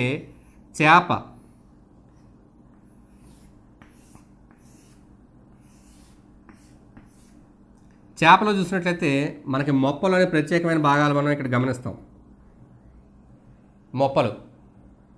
ఈ మొప్పల ద్వారా ఇవి శ్వాసిస్తాయి. చేపలు ఎక్కడి నుంచి ఆక్సిజన్ గ్రహించాలి? గాలి నుంచి కాదు, నీటిలో నుంచి గ్రహించాలి. అందుచేత మనం చేపను ఎక్వేరియంలో ఉన్న ఒక చేపను కనుక మనం చూసినట్లయితే చేప మాటిమాటికి నోరు తెరిచి మూయటాన్ని మనం గమనిస్తూ ఉంటాం. అంటే ఇది నోరు తెరిచినప్పుడు నీటిని లోపలికి తీసుకుని నోరుని మూసి ఈ నీటిని గ్రసనిలోకి అంటే దాని నోటి యొక్క అడుగు భాగాన్ని ఇలా పైకి నొక్కుతుంది, అంగట్లోకి. ఇలా నొక్కడం ద్వారా వేగంగా ఈ నీరు గ్రసనలోకి ఇది పంపబడుతుంది. ఈ విధంగా పంపబడినప్పుడు గ్రసనికి అటు ఇటు చిన్న చిన్న రంధ్రాలు ఉండి ఆ రంధ్రాల గుండా ఈ నీరంతా కూడా మొప్పల పైకి చల్లబడుతుంది. ఈ మొప్పలు ఏవైతే ఉన్నాయో ఈ లోపల ఎర్రగా మనకి మొప్పలు కనబడుతూ ఉంటాయి. ఈ మొప్పలు అనేవి అనేకమైనటువంటి రక్తనాళాలతో అమరబడి ఉంటాయి. అనేకమైన రక్తనాళాలు ఈ మొప్పల యొక్క ఈనెల్లో అమర్చబడి ఉంటాయి. ఈ నీరు ఎప్పుడైతే మొక్కల గుండా ప్రవహించిందో ఈ మొప్పల గుండా ప్రవహించినప్పుడు మొప్పల్లో ఉన్న రక్తనాళాలు నీటిలో ఉన్న ఆక్సిజన్ గ్రహిస్తాయి. ఈ నీరు ఈ మొప్పల నుండి ఈ పైనటువంటి ఈ మూత ద్వారా బయటికి విడుదల చేయబడుతుంది. అంటే అక్వేరియంలో మనం చేపలను చూసినప్పుడు అది నీరు త్రాగుతున్నట్టుగా మనకు కనిపిస్తుంటుంది, కానీ నిజానికి అది నీటిని నోట్లోకి తీసుకొని దాని నోరు యొక్క అడుగు భాగాన్ని పైకి జరిపి నీటిని వేగంగా గ్రసని ద్వారా మొప్పల పైకి పంపించి మొప్పల్లో నీటిలో ఉన్న ఆక్సిజన్ను అది పీల్చుకునే విధంగా చేస్తుంది. ఈ విధంగా మొప్పలతో శ్వాసించేటటువంటి శ్వాసక్రియను బ్రాంకియల్ రెస్పిరేషన్ అని మనం చెప్తాం. వాయునాళాలతో జరిపే శ్వాసక్రియను ట్రాకియల్ రెస్పిరేషన్ అని చెప్తాం. తడి చర్మం ద్వారా జరిపే శ్వాసక్రియను క్యూటేనియస్ రెస్పిరేషన్ అని మనం చెప్తాం. ఇవి కింది స్థాయి జంతువుల్లో మనం గమనించేటటువంటి శ్వాసక్రియ. అంటే ఇది పరిణామం. మొట్టమొదటిగా ఏకకణజీవుల్లో వ్యాపనం ద్వారా జరుగుతూ ఉంది. తర్వాత మిడతలు, ఆర్థ్రోపోడాలో బొద్దింకలు, మిడతలు వీటిల్లో వాయునాళాలు ట్రాకియల్, వానపాము, కప్ప మొదలైన వాటిలో తడి చర్మం ద్వారా జరుగుతుంది. మానవ శరీరంలో నాసికా రంధ్రాలు, నాసికా కుహరము, గ్రాసని, స్వరపేటిక, వాయునాళాలు, వాయునాళికలు, వాయుకోశ గోణులు ఈ విధంగా వీటి ద్వారా శ్వాసక్రియ, ఊపిరితిత్తుల ద్వారా శ్వాసక్రియ జరుగుతూ ఉంది. ఈ ఊపిరితిత్తుల ద్వారా మనం పెద్ద జంతువుల్లో అంటే పక్షులు కానీ లేదంటే ఇతర ఈ మనం చూసినట్లయితే పాలిచ్చేటటువంటి జంతువులు ఏవైతే ఉన్నాయో క్షీరదాలు, ఈ క్షీరదాల్లో కానీ ఊపిరితిత్తుల ద్వారా శ్వాసక్రియ అనేది జరగడాన్ని మనం గమనిస్తాం. కొన్ని రకాల జీవుల్లో చూసినట్లయితే కప్పలు, వీటిల్లో ఒక రకంగా కాకుండా వివిధ రకాలుగా ఇవి శ్వాసక్రియలు జరుగుతాయి. కప్పల్లో కనుక చూసినట్లయితే వివిధ రకాల శ్వాసక్రియలు మనం గమనిస్తూ ఉంటాం. కప్పలు వాటి యొక్క జీవిత చక్రంలో డెంబక దశలో ఉన్నప్పుడు మొప్పలతో శ్వాసిస్తాయి, అలాగే తడి చర్మంతో శ్వాసిస్తాయి. అదేవిధంగా వాటి యొక్క అస్య కుహరంలో ఉన్నటువంటి ఖాళీ బకోఫారెంజియల్ క్యావిటీ దీంతో కూడా శ్వాసిస్తాయి. ఈ విధంగా వివిధ రకాలైన శ్వాసక్రియనవి జరపడాన్ని మనం గమనిస్తూ ఉంటాం. మానవుల్లో చూసినట్లయితే ఊపిరితిత్తులతో మనం శ్వాసించడం అనేది జరుగుతుంది. ఈ విధంగా శ్వాసక్రియ, ఈ వాయు మార్పిడి వ్యవస్థ అనేది ఈ విధంగా ఏకకణ జీవుల నుంచి బహుకణ జీవులు, సంక్లిష్టమైన మానవుల వరకు ఈ విధమైన పరిణామాన్ని మనం ఇక్కడ గమనిస్తాం. మొక్కలలో శ్వాసక్రియ, జంతువులలో శ్వాసక్రియ గురించి మనం తెలుసుకుందాం. జంతువులు శ్వాసక్రియ జరపడానికి వివిధ రకాల శ్వాసక్రియ వ్యవస్థలు కలిగి ఉంటాయని మనం చూసాం ముందు ఉదాహరణల్లో. ఈ శ్వాసక్రియ వ్యవస్థ జంతువుల్లో ఏ విధంగా ఈ పరిణామం అనేది జరిగింది అనేది కూడా మనం అక్కడ గమనించాం. ఆ పరిణామ క్రియలో మనం చూసినట్లయితే చర్మంతో శ్వాసించడం క్యూటేనియస్ రెస్పిరేషన్, అదేవిధంగా ఈ వాయునాళ వ్యవస్థతో శ్వాసించడం ట్రాకియల్ రెస్పిరేషన్ బొద్దింకలు, మిడతలు మొదలైన వాటిలో, అలాగే మొప్పలతో శ్వాసించడం చేపల్లో బ్రాంకియల్ రెస్పిరేషన్, అదేవిధంగా ఈ ఊపిరితిత్తుల ద్వారా శ్వాసించటం, మనుషులు మొదలైన క్షీరదాలు మొదలైన జంతువులు పల్మోనరీ రెస్పిరేషన్. ఈ విధంగా వివిధ రకాలైనటువంటి శ్వాసక్రియ వ్యవస్థలు జంతువులలో మనం గమనించాం. ఈ శ్వాసక్రియ వ్యవస్థల ద్వారా ఇవి వాతావరణంలో ఉన్నటువంటి శ్వాసక్రియకు అవసరమైన ఆక్సిజన్ను గ్రహించటం, కార్బన్ డైఆక్సైడ్ తిరిగి విడుదల చేయటం జరుగుతుంది. మరి మొక్కల విషయంలోకి వస్తే మొక్కలు కూడా శ్వాసక్రియను జరుపుతాయి. మొక్కలు కూడా ఆక్సిజన్ తీసుకుని కార్బన్ డైఆక్సైడ్ని విడుదల చేస్తాయి. మొక్కల యొక్క జీవక్రియలకు కూడా నిరంతరం శక్తి అవసరం అవుతుంది. అయితే మనం మొక్కలు ఆక్సిజన్ ఉత్పత్తి చేస్తాయనే విషయం ఫోటోసింథసిస్ ఆ పాఠ్యాంశం చదువుకున్నప్పుడు నేర్చుకున్నాం. కిరణజన్య సంయోగ క్రియలో మొక్కలు ఆక్సిజన్ ఉత్పత్తి చేస్తున్నాయి. అయితే ఉత్పత్తి చేసినటువంటి ఆక్సిజన్ అవి కొంతవరకు వినియోగించుకుంటాయి. కిరణజన్య సంయోగ క్రియ జరగనప్పుడు, ఆక్సిజన్ ఉత్పత్తి లేనప్పుడు కూడా మొక్కలు జీవించాలి. అంచేత మొక్కల యొక్క శ్వాసక్రియ కూడా ఆక్సిజన్ అనేది అవసరం. మనలాగే మొక్కలు కూడా వాతావరణంలోంచి, నీటిలో ఉంటే నీటిలో, లేదా గాలిలో ఉంటే భూమి మీద ఉన్న భౌమ్య జీవులైనటువంటి మొక్కలు భూమి చుట్టూ ఉండే వాతావరణంలో ఉన్న గాలిలో నుండి ఆక్సిజన్ గ్రహించాలి. ఇవి ఏ విధంగా గ్రహిస్తూ ఉన్నాయి, వీటిలో ఏ విధమైన వ్యవస్థలు మనం గమనిస్తాం. మొక్కల్లో చూసినట్లయితే ముఖ్యంగా పత్రరంధ్రాల ద్వారా గాలి మొక్కల యొక్క కణాలకు చేరుతుంది. మనం కిరణజన్య సంయోగ క్రియలో గాలిలో ఉండే కార్బన్ డైఆక్సైడ్ మొక్కల యొక్క కణాలకు ఏ విధంగా సరఫరా అవుతుందో మనం చూసాం. ఇక్కడ ఆకు యొక్క అడ్డకోత చిత్రం మనం ఇక్కడ గమనించవచ్చు. అంటే ఇది ఇక్కడ ఎందుకు గీయబడింది అంటే మొక్క యొక్క కణజాలం ఏ విధంగా ఉంది, గాలి ఏ విధంగా సరఫరా చేయబడుతుంది అనే విషయాన్ని గమనించడానికి మనం ఇక్కడ ఈ చిత్రం గీయడం, ఈ పటం గీయడం జరిగింది. ముందుగా మనం పత్రరంధ్రాల గురించి చెప్పుకుంటున్నాం. పత్రరంధ్రాలు మనకి ముఖ్యంగా ఆకులపైన, లేత కాండాలపైన కనపడతాయి. ఇవి చిన్న చిన్న రంధ్రాలు. ఈ రంధ్రాల ద్వారా గాలి లోపలికి వెళ్తుంది. వెళ్ళినటువంటి గాలి ఈ వ్యాపనం ద్వారా, గోడల ద్వారా, ఈ కణాల యొక్క గోడల్లోంచి అది వ్యాపనం చెంది అది కణాలకు సరఫరా చేయబడుతుంది. అయితే పత్రరంధ్రాలు మనకి అన్ని చోట్ల కనపడవు. ఆకుల్లోనూ, లేత కాండం మొదలైన భాగాల్లోనూ కనపడతాయి. మరి మిగిలిన భాగాలు ఏ విధంగా శ్వాసిస్తున్నాయి? మొక్కల్లో ప్రత్యేకమైన వ్యవస్థ ఏది లేదు. ఒక చోట గాలి సేకరించబడితే అది శరీరం అంతా సరఫరా చేయబడినటువంటి వ్యవస్థ అనేది లేదు. మనకు అలా కాదు. మన శరీరంలో ఏదో ఒక భాగంలో గాలి సేకరించబడుతుంది, ఆక్సిజన్ సేకరించబడుతుంది. ఇలా సేకరించబడిన ఆక్సిజన్ శరీరం అంతా సరఫరా చేయబడుతుంది రవాణా వ్యవస్థ ద్వారా. అయితే మొక్కల్లో అటువంటి వ్యవస్థ లేదు. మొక్కల్లో ఇక్కడ ఏమవుతుంది, వివిధ కణజాలాలు వివిధ రకాల పద్ధతుల ద్వారా గాలిని, ఆక్సిజన్ని సేకరించుకుంటూ ఉన్నాయి. మిగిలిన భాగాల్లో చూసినట్టయితే ప్రత్యేకమైనటువంటి లెంటిసెల్స్, వేర్ల ఉపరితలం పైన, కాండం పైన మనకు కనిపించేటటువంటి ప్రత్యేకమైన లెంటిసెల్స్ ద్వారా కూడా ఈ వాయు మార్పిడి లేదా శ్వాసక్రియ అనేది, వాయువు అనేది మొక్కకు అందటం జరుగుతుంది. తర్వాతది శ్వాసవేళ్ళు. ఈ శ్వాసవేళ్ళు ఎక్కడ చూస్తామంటే మనం మడ అడవులు, కోరంగి మడ అడవుల గురించి మీరు ఇదివరకు తరగతిలో నేర్చుకున్నారు. కోరంగి మడ అడవులు. ఈ మడ అడవుల ప్రాంతంలో ఈ మట్టి అంతా కూడా బంకమట్టిగా ఉంటుంది, బురదగా ఉంటుంది, బురద నేలలు. ఈ బురద నేలలో ఉండేటటువంటి మొక్కలు వాటి వేర్లు బురద నేలలో ఉంటాయి. ఈ బురద నేలలో ఉన్నప్పుడు నేల వదులుగా ఉండదు. సాధారణ పరిస్థితుల్లో అయితే నేలలో కొద్దిగా వదులుతూనే ఉంటుంది, నేలలో కొంచెం గాలి కూడా ఉంటుంది. అంటే వేర్లు శ్వాసించడానికి అనువుగా ఉంటుంది. మరి బురద నేలల్లో ఉండేటటువంటి మ్యాంగ్రూవ్స్ ఈ మొక్కలకు శ్వాసించడానికి వీలు ఉండదు వాటి వేర్లకు. అందుచేత ఇటువంటి చెట్లు కానీ మొక్కలు కానీ ఏం చేస్తాయంటే భూమి పైకి చొచ్చుకొని వచ్చేలాగా, ఈ బురదలో నుంచి భూమి పైకి చొచ్చుకొని వచ్చేలాగా ఈ విధమైనటువంటి ఏరియల్ రూట్స్, శ్వాస వేళ్లను ఇవి కలిగి ఉంటాయి. ఈ శ్వాస వేళ్ళ బురదలో నుంచి బయటకు వచ్చి పైకి గాలిలోకి వస్తాయి. ఈ గాలిలో ఉన్నటువంటి కార్బన్ డైఆక్సైడ్, ఆక్సిజన్ తదితర వాయువులను ఈ శ్వాస వేళ్ళ ద్వారా సేకరించడం జరుగుతుంది. ఇది మనం మ్యాంగ్రూవ్స్, మడ అడవుల్లో ఉండేటటువంటి మ్యాంగ్రూవ్స్ అనే మొక్కల్లో ఇటువంటి శ్వాస వేళ్ళను మనం గమనిస్తాం. ఇక తర్వాతది ప్రత్యేక కణజాలం. కొన్ని రకాల ఆర్కిడ్ మొక్కల్లో ప్రత్యేక కణజాలం ఉంటుంది. ఈ ప్రత్యేక కణజాలం నేరుగా గాలిని సేకరిస్తూ ఉంటుంది.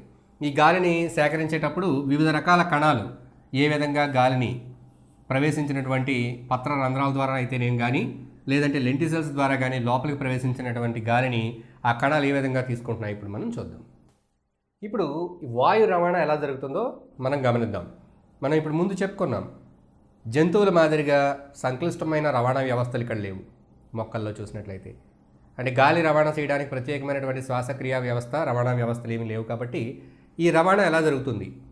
ఇక్కడ ఉదాహరణకి మనం ఆకు యొక్క అడ్డకోత పటం చూస్తున్నాం. ఇందులో ఇది పత్రరంధ్రం. ఈ పత్రరంధ్రం ద్వారా గాలి లోపలికి ప్రవేశించింది ఆకు లోపలికి. ఈ ఆకు లోపల ఉండే కణజాలం ఏ విధంగా ఉంది? కణజాలం మధ్యలో చాలా వరకు ఖాళీలు ఉన్నాయి. మొక్క శరీరం అంతా కూడా అన్ని భాగాల్లోనూ ఈ విధమైన ఖాళీలు అనేవి ఉంటాయి. వీటిని గాలి గదులు అంటారు. ఎయిర్ స్పేసెస్, ఎయిర్ వ్యాక్యూల్స్, గాలి గదులు. మరి ఈ గాలి గదుల్లో ఈ గాలి గదుల యొక్క పొరలలో నీటి పొర ఉంటుంది. ఇది గాలి గది. ఈ మూడు కణాలు, ఈ మూడు కణాలు అయితే ఈ కణాల మధ్యలో కొంచెం ఖాళీ ఉంది. ఇదొక గాలి గది. ఈ గాలి గది యొక్క గోడ మీద ఏముంది? నీటి పొర ఉంది. ఈ విధంగా ఈ గాలి గదుల్లో నీటి పొరతో కూడిన గోడలతో ఉన్నాయి. ఎప్పుడైతే ఇక్కడ నుండి గాలి ఇలా లోపలికి ప్రవేశించిందో పత్రరంధ్రం ద్వారా, ఈ గాలిలో ఉండేటటువంటి ఆక్సిజన్ ఈ నీటిలో కరుగుతుంది. నీటి పొరలో కరిగిన ఆక్సిజన్ వ్యాపనం ద్వారా కణంలోకి ప్రవేశిస్తుంది. ఈ విధంగా ఆక్సిజన్ కణాలకి సరఫరా అవుతుంది. ఎందుకు కణంలోకి ప్రవేశిస్తుంది? ఏ పరిస్థితులు ఆక్సిజన్ కణం లోపలికి వ్యాపనం చెందేలా చేస్తాయి? ఏ పరిస్థితులు అంటే కణం లోపల ఏం జరుగుతూ ఉంది? శ్వాసక్రియ నిరంతరం జరుగుతూ ఉంది. ఎందుకని?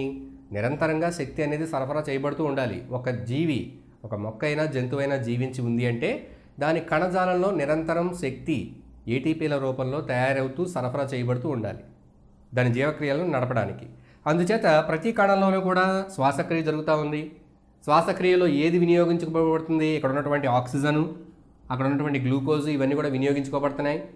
అందుచేత కణంలో ఆక్సిజన్ ఎప్పటికప్పుడు వినియోగించుకోబడుతుంది కాబట్టి ఆక్సిజన్ సాంద్రత తగ్గిపోతుంది. దీంతో మనం పోల్చినప్పుడు బయట ఉన్న గాలి గదుల్లో ఉన్న ఆక్సిజన్ సాంద్రతతో పోల్చినప్పుడు కణంలో ఉండే ఆక్సిజన్ సాంద్రత తగ్గిపోతుంది. ఎందుకని? అది నిరంతరం వినియోగించుకోబడుతుంది శ్వాసక్రియలో, కాబట్టి దాని యొక్క సాంద్రత తగ్గిపోతుంది. ఎప్పుడైతే ఆక్సిజన్ యొక్క సాంద్రత తగ్గిపోయిందో ఈ గాలి గదుల్లో ఉన్న ఆక్సిజన్ సాంద్రత ఎక్కువ కాబట్టి వ్యాపనం ద్వారా ఎక్కువ సాంద్రత నుంచి తక్కువ సాంద్రతకి, ఎక్కువ గాఢత నుంచి తక్కువ గాఢతకి ఆక్సిజన్ సరఫరా చేయబడుతుంది. ఆక్సిజన్ ప్రయాణిస్తుంది ఇక్కడి నుంచి ఇక్కడికి. ఈ విధంగా జరిగినప్పుడు గాలి గదుల్లో ఏమైంది? ఆక్సిజన్ తగ్గిపోయింది, దాని శాతం తగ్గిపోయింది. ఇది ఇక్కడి నుంచి బయట నుంచి లోపలికి, అంటే ఇక్కడ గాఢత ఎక్కువగా ఉంది కాబట్టి ఇది ఇక్కడి నుంచి ఇక్కడికి వ్యాపనం చెందుతుంది. ఈ విధంగా నిరంతరం వ్యాపనం చెందుతుంది ఏది? ఆక్సిజన్. అలాగే కణాల్లో ఉత్పత్తి అయినటువంటి కార్బన్ డైఆక్సైడ్ తిరిగి బయటికి, ఇక్కడ కార్బన్ డైఆక్సైడ్ ఉత్పత్తి అవుతుంది, నిరంతరం శ్వాసక్రియ జరుగుతుంది. అందుచేత కార్బన్ డైఆక్సైడ్ యొక్క గాఢత లేదా సాంద్రత ఎక్కువగా ఉంటుంది. ఇది గాలి గదులతో పోల్చినప్పుడు గాలి గదుల్లో తక్కువగా ఉంటుంది. ఇక్కడ నుండి కార్బన్ డైఆక్సైడ్ అక్కడికి వ్యాపనం చెందుతుంది, అక్కడ నుండి బయటకు వ్యాపనం చెందుతుంది. ఈ విధంగా శ్వాసక్రియ అనేది వ్యాపన పద్ధతిలో మొక్కల్లో జరగడాన్ని మనం గమనిస్తాం. వేర్ల ద్వారా శ్వాసక్రియ. మొక్కల్లో వివిధ భాగాలు వివిధ రకాలుగా శ్వాసిస్తూ ఉంటాయి. ఎందుకంటే ఒక భాగంలో సేకరించిన వాయువు అన్ని భాగాలకి విస్తృతంగా సరఫరా చేసే వ్యవస్థ లేదు కాబట్టి. అయితే వేర్ల విషయంలో చూసినట్లయితే వేరు సాధారణంగా భూమిలో ఉంటుంది. బయట ఉన్న భాగాలు అంటే గాలి పైన, భూమికి పైన ఉన్న భాగాలు సులువుగా వాయువ్యాపనం చెందించగలుగుతాయి. అంటే వాయువ్యాపనం సులువుగా జరగడానికి అవకాశం ఉంది. ఆకుల్లో కానీ కాండంలో కానీ వాటికి పత్ర రంధ్రాలు ఉన్నాయి, లెంటిసెల్స్ ఉన్నాయి. గాలి సులువుగా మొక్క భాగంలోకి ప్రవేశించడం, కణజాలంలోకి వ్యాపనం చెందడం సులువుగా జరుగుతూ ఉంది. మరి వేర్ల విషయానికి వస్తే అవి భూమి లోపల ఉన్నాయి. మరి భూమి లోపల ఉన్న వేర్లకు గాలి ఎలా అందుతుంది? సాధారణమైన పరిస్థితుల్లో నేల కొంచెం వదులుగా ఉంటుంది, మట్టి అంటే గట్టిగానే ఉన్నప్పటికీ కూడా అందులో ఉన్నటువంటి మట్టి అణువులు ఏవైతే ఉన్నాయో వీటి మధ్యలో కొద్ది కొద్దిగా ఖాళీలు అనేవి ఉంటాయి. ఈ ఖాళీలో ఆక్సిజన్ ఉంటుంది. ఈ వేర్ల యొక్క మూలకేశాలు ఏవైతే ఉన్నాయో, వేర్ల యొక్క మూలకేశాలు, రూట్ హెయిర్స్, మూలకేశాలు ఏవైతే ఉన్నాయో ఇవి మట్టి అణువుల మధ్యలో ఉన్నటువంటి గాలిలో ఉన్న కార్బన్ ఆక్సిజన్ను గ్రహిస్తూ ఉంటాయి. అంటే అక్కడ కొద్దిగా ఖాళీలు ఉన్నాయి. ఆ ఖాళీల ద్వారా ఈ మూలకేశాలు అక్కడ ఉన్న ఆక్సిజన్ గ్రహించడం జరుగుతూ ఉంది. ఈ రకంగా ఆక్సిజన్ అనేది భూమి లోపల ఉన్నటువంటి వేర్లకు సరఫరా చేయబడుతుంది. ఇది సాధారణమైన పరిస్థితుల్లో. మరి కొన్ని ప్రత్యేకమైన పరిస్థితులు ఇంతకుముందు మనం చర్చించుకున్నాం. ఏంటవి? చిత్తడి నేలలు, చెరువుగట్లు మొదలైన ప్రదేశాలు, చెరువులు మొదలైన ప్రదేశాలు ఎప్పుడో నీటితో నిండి ఉండటం వల్ల నీరు ఎప్పుడైతే ఎక్కువగా నేలలో నిలవ ఉంటుందో నీరు ఆ మట్టి అణువుల మధ్యలో ఉన్న ఖాళీని నింపేస్తుంది. కాబట్టి అక్కడ ఎటువంటి గాలి ఉండడానికి ఆస్కారం లేదు. అంటే ఇటువంటి బురద నేలల్లో, చిత్తడి నేలల్లో ఉండే మొక్కల వేర్లు శ్వాసించడానికి చాలా కష్టం అవుతుంది. అందువల్ల మొక్క వేరు కుళ్ళిపోయే అవకాశం ఉంటుంది. మరి ఈ వేరు ఏ విధంగా గాలిని గ్రహిస్తూ ఉంది? ఇంతకుముందు చెప్పుకున్నట్టు మడ అడవుల్లో ఉండేటటువంటి ఈ మడ అడవులు బురద ప్రాంతంలో ఉంటాయి, బురదగా ఉంటుంది. ఇందులో ఉండేటటువంటి మాంగ్రూవ్స్, ఈ మాంగ్రూవ్స్ అనే మొక్కలు శ్వాసవేళ్లను కలిగి ఉంటాయి. శ్వాసవేళ్ళు, ఏరియల్ రూట్స్. ఇవి ఇదే చెట్టు అయితే, ఇది బురద నేల అయితే ఇలా పైకి వస్తాయి. ఈ వేర్లు ఇలా పైకి రావడం జరుగుతుంది, లేదా ఇలా పొడుగ్గా వస్తాయి. ఆ మట్టిలో నుంచి పైకి రావడం ద్వారా అవి గాలిలో ఉన్న ఆక్సిజన్ను సులువుగా వాయు వ్యాపనం ద్వారా గ్రహించడం జరుగుతుంది. ఇటువంటి ప్రత్యేకమైనటువంటి అమరికలను, శరీర భాగాలను ఇవి మనం ఇటువంటి మొక్కల్లో గమనిస్తూ ఉంటాం. ప్రత్యేకమైన పరిస్థితుల్లో అవి ఏ విధంగా శ్వాసిస్తున్నాయో మనం ఈ ఉదాహరణ ద్వారా తెలుసుకోవచ్చు. కొన్ని రకాల మొక్కల్లో అయితే వాటి కాండం బోలుగా ఉంటుంది. ఇది దాని శరీరంలో మరొక మార్పు. సాధారణ పరిస్థితుల్లో మనం దాన్ని పోల్చి చూసినప్పుడు ఈ బోలుగా ఉండటం ద్వారా వాటి కణజాలంలో గాలి గదులు ఎక్కువగా ఉంటాయి. అందుచేత కాండం అనేది బోలుగా ఉంటుంది. గాలి గదులు ఎక్కువగా ఉంచుకోవడం వల్ల గాలిని ఎక్కువగా నిల్వ ఉంచుకుని అది వ్యాపనం ద్వారా కణం నుంచి కణానికి సరఫరా చేసుకునేదానికి దానికి అవకాశం ఉంటుంది. ఈ రకంగా ఈ విధమైనటువంటి మార్పులను మనం కొన్ని రకాల మొక్కల్లో చూస్తూ ఉంటాం. ఎందుకంటే అవి ప్రతికూలమైన పరిస్థితుల్లో జీవించేటప్పుడు ఈ రకమైనటువంటి మార్పులను అవి కలిగి ఉంటాయి. మొక్కల్లో శ్వాసక్రియ ఏ విధంగా జరుగుతుంది, వాయు రవాణా ఏ విధంగా జరుగుతుంది అనే విషయాలు మనం చర్చించుకున్నాం. జంతువుల మాదిరిగానే మొక్కల్లో కూడా శ్వాసక్రియ జరుగుతుంది. శ్వాసక్రియలో కార్బన్ డైఆక్సైడ్ లాంటి వాయువులు ఉత్పత్తి అవుతున్నాయన్న విషయాలు మనం తెలుసుకున్నప్పటికీ ప్రయోగాత్మకంగా వాటిని తెలుసుకోవడానికి కొన్ని రకాల కృత్యాలు లేదా ప్రయోగాలు చేయొచ్చు. ఇందులో ఒక ముఖ్యమైన ప్రయోగం నానబెట్టిన శనగలతో చేసే ప్రయోగం. నానబెట్టిన శనగలు అంటే మొలకెత్తే విత్తనాలు. ఈ మొలకెత్తే విత్తనాలు ఏవైనా తీసుకోవచ్చు. మనం ఈ ప్రయోగం మనకి ఫలితాలు బాగా రావడానికి మొలకెత్తిన శనగలు తీసుకుంటే ప్రయోగ ఫలితాలు మనకి త్వరగా ఖచ్చితంగా వచ్చే అవకాశం ఉంది. అంటే మొలకెత్తే గింజలు, ఈ మొలకెత్తే గింజలు అంటే మొక్క తయారవుతూ ఉంది, మొక్క పుడుతూ ఉంది గింజల నుంచి. ఇప్పుడు వీటిలో శ్వాసక్రియ అధికంగా జరుగుతూ ఉంటుంది కాబట్టి మనం ప్రయోగానికి వాటిని ఎంచుకోవడం జరిగింది. అయితే ఈ మొలకలు వచ్చిన శనగలు మనం ఏ విధంగా పొందుతాం? పొడిగా ఉన్న శనగలు తీసుకోవాలి. ఈ పొడిగా ఉన్న శనగల్ని మనం నానబెట్టి వాటిని ఒక తడిగుడ్డలో కట్టి ఒక మూల ఉంచామనుకోండి, ఒక రోజున్నర ఈ సమయంలో అవి మొలకలు రావటాన్ని మనం గమనించవచ్చు. కాకపోతే ఆ మూట అనేది ఎండిపోకుండా ఆరిపోకుండా మనం జాగ్రత్త తీసుకుని దాని మీద కొన్ని నీళ్లు చిలకరిస్తూ అది తేమగా ఉండేలా చూస్తే అందులోంచి మొలకలు అనేవి వస్తాయి. ఇప్పుడు ఈ మొలకెత్తిన శనగల్ని మనం ఒక వెడల్పైనటువంటి ఒక గాజు సీసాలో తీసుకుని ఉన్నాం. ఎందుకంటే మనం గమనించాలి కదా, అందుకని గాజు సీసా తీసుకున్నాం. ఇందులో మొలకెత్తిన శనగలు గింజలను వేసాం. వీటితో పాటుగా ఒక చిన్న ఇంజెక్షన్ సీసా కానీ లేదా చిన్న బీకర్ కానీ తీసుకొని అందులో సున్నపు నీరు తీసుకోవాలి. కాల్షియం హైడ్రాక్సైడ్ సున్నపు నీరు తీసుకుని దీనికి ఒక తాడు కట్టి దీన్ని ఇలా వేలాడదీయడం కానీ లేదా పడిపోకుండా జాగ్రత్తగా ఉంచడం కానీ సీసాలో చేసి బయట నుండి ఎటువంటి గాలి లోపలికి రాకుండా ఒక బెరడాతో దీన్ని మనం బిగించాలి. ఇప్పుడు అలాగే ఇది ఏ అనుకున్నట్టయితే బి మరొక గాజు జాడి, ఇదే పరిమాణంలో ఉన్నటువంటి గాజు జాడి తీసుకొని ఇక్కడ పొడి విత్తనాలు వేసాం మనం. అంటే నానబెట్టని మొలకెత్తని శనగలు, పొడి శనగలు. ఈ పొడి శనగలు మనం ఇందులో వేసి ఇందులో కూడా సున్నపు నీరు ఉంచాం.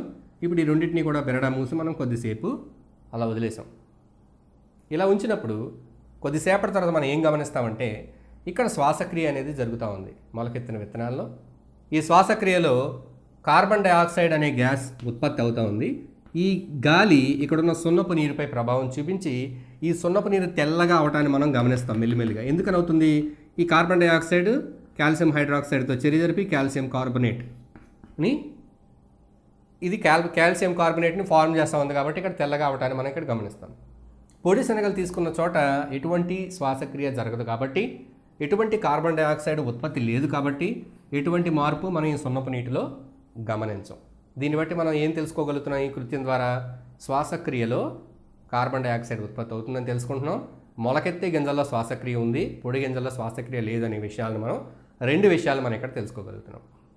ఇదే ఈ జాడి, ఈ విత్తనాలు, ఈ పరికరాలతో మనం ఇంకొక విషయాన్ని కూడా తెలుసుకోవచ్చు. కొద్దిగా మార్పు చేసి ఇందులో ఎటువంటి సున్నపు నీరు లేకుండా ఇదే సీసా ఇదే విత్తనాలు తీసుకుని మనం ఇంకొక ప్రయోగం కూడా చేయొచ్చు. ఇంకో విషయం కూడా తెలుసుకోవచ్చు. ఇప్పుడు ఇలాగ విత్తనాలు ఉంచాం, మొలకెత్తిన విత్తనాలు, ఇక్కడ శ్వాసక్రియ జరుగుతూ ఉంది. ఇక్కడ మనం ఒక థర్మామీటర్ అనేది ఉంచాం. థర్మామీటరు ఏమిటిది? దీన్ని ఎందుకు ఉపయోగిస్తాం? ఉష్ణోగ్రతను కొలవడానికి ఉపయోగిస్తాం. ఈ థర్మామీటర్ లేదా ఉష్ణమాని, దీన్ని మనం ఈ యొక్క బిరడా ద్వారా ఈ గాజు సీసాలో ఉంచాం. లోపల మొలకెత్తుతున్న విత్తనాలు ఉన్నాయి, శ్వాసక్రియ జరుగుతూ ఉంది. అయితే ఈ శ్వాసక్రియ జరుగుతున్నప్పుడు ఇక్కడ ఈ థర్మామీటర్లో ఉన్నటువంటి పాదరసం మట్టం ఏదైతే ఉందో అది పెరుగుతూ ఉండడాన్ని మనం గమనిస్తాం. అంటే ఉష్ణోగ్రత పెరగడాన్ని మనం గమనిస్తాం. మనం తెలుసుకున్నాం శ్వాసక్రియ అనే క్రియలో ఉష్ణం ఉత్పత్తి అవుతుంది. ఇక్కడ ఉష్ణం ఉత్పత్తి అవుతూ ఉంది. దేని సూచిస్తూ ఉంది? ఈ మొలకెత్తుతున్న గింజల్లో శ్వాసక్రియ జరుగుతుందన్న విషయాన్ని మనకి సూచిస్తూ ఉంది. మనం ఒక 24 గంటల సమయం తీసుకుని ఈ 24 గంటల్లో మొదటి గంటలో ఎంత ఉష్ణం ఉంది, రెండవ గంటలో ఎంత ఉంది, మూడో గంటలో ఎంత ఉంది, ఈ విధంగా ఒక గ్రాఫ్ తయారు చేయవచ్చు, లేదా ఒక పట్టిక తయారు చేయొచ్చు. ఈ విధంగా మీరు ఈ కృత్యాలు చేయడం ద్వారా శ్వాసక్రియ గురించి మరిన్ని విషయాలు తెలుసుకోగలుగుతారు. ఇప్పుడు మనం శ్వాసక్రియ గురించి తెలుసుకున్నాం. ఇంతకు ముందు పాఠ్యాంశంలో కిరణజన్య సంయోగ క్రియకు తెలుసుకున్నాం. ఈ రెండింటిని పోల్చి చూస్తున్నాం. ఇప్పుడు సంబంధం ఏమిటి? కిరణజన్య సంయోగ క్రియకు శ్వాసక్రియకు ఉన్న సంబంధం ఏంటి, సారూప్యం ఏమిటి, భేదాలు ఏమిటి మొదలైనవి మనం ఇప్పుడు చర్చించుకోబోతున్నాం. కిరణజన్య సంయోగ క్రియ, శ్వాసక్రియ ఇవి రెండు కూడా క్రియలు, ముఖ్యమైన జీవక్రియలు.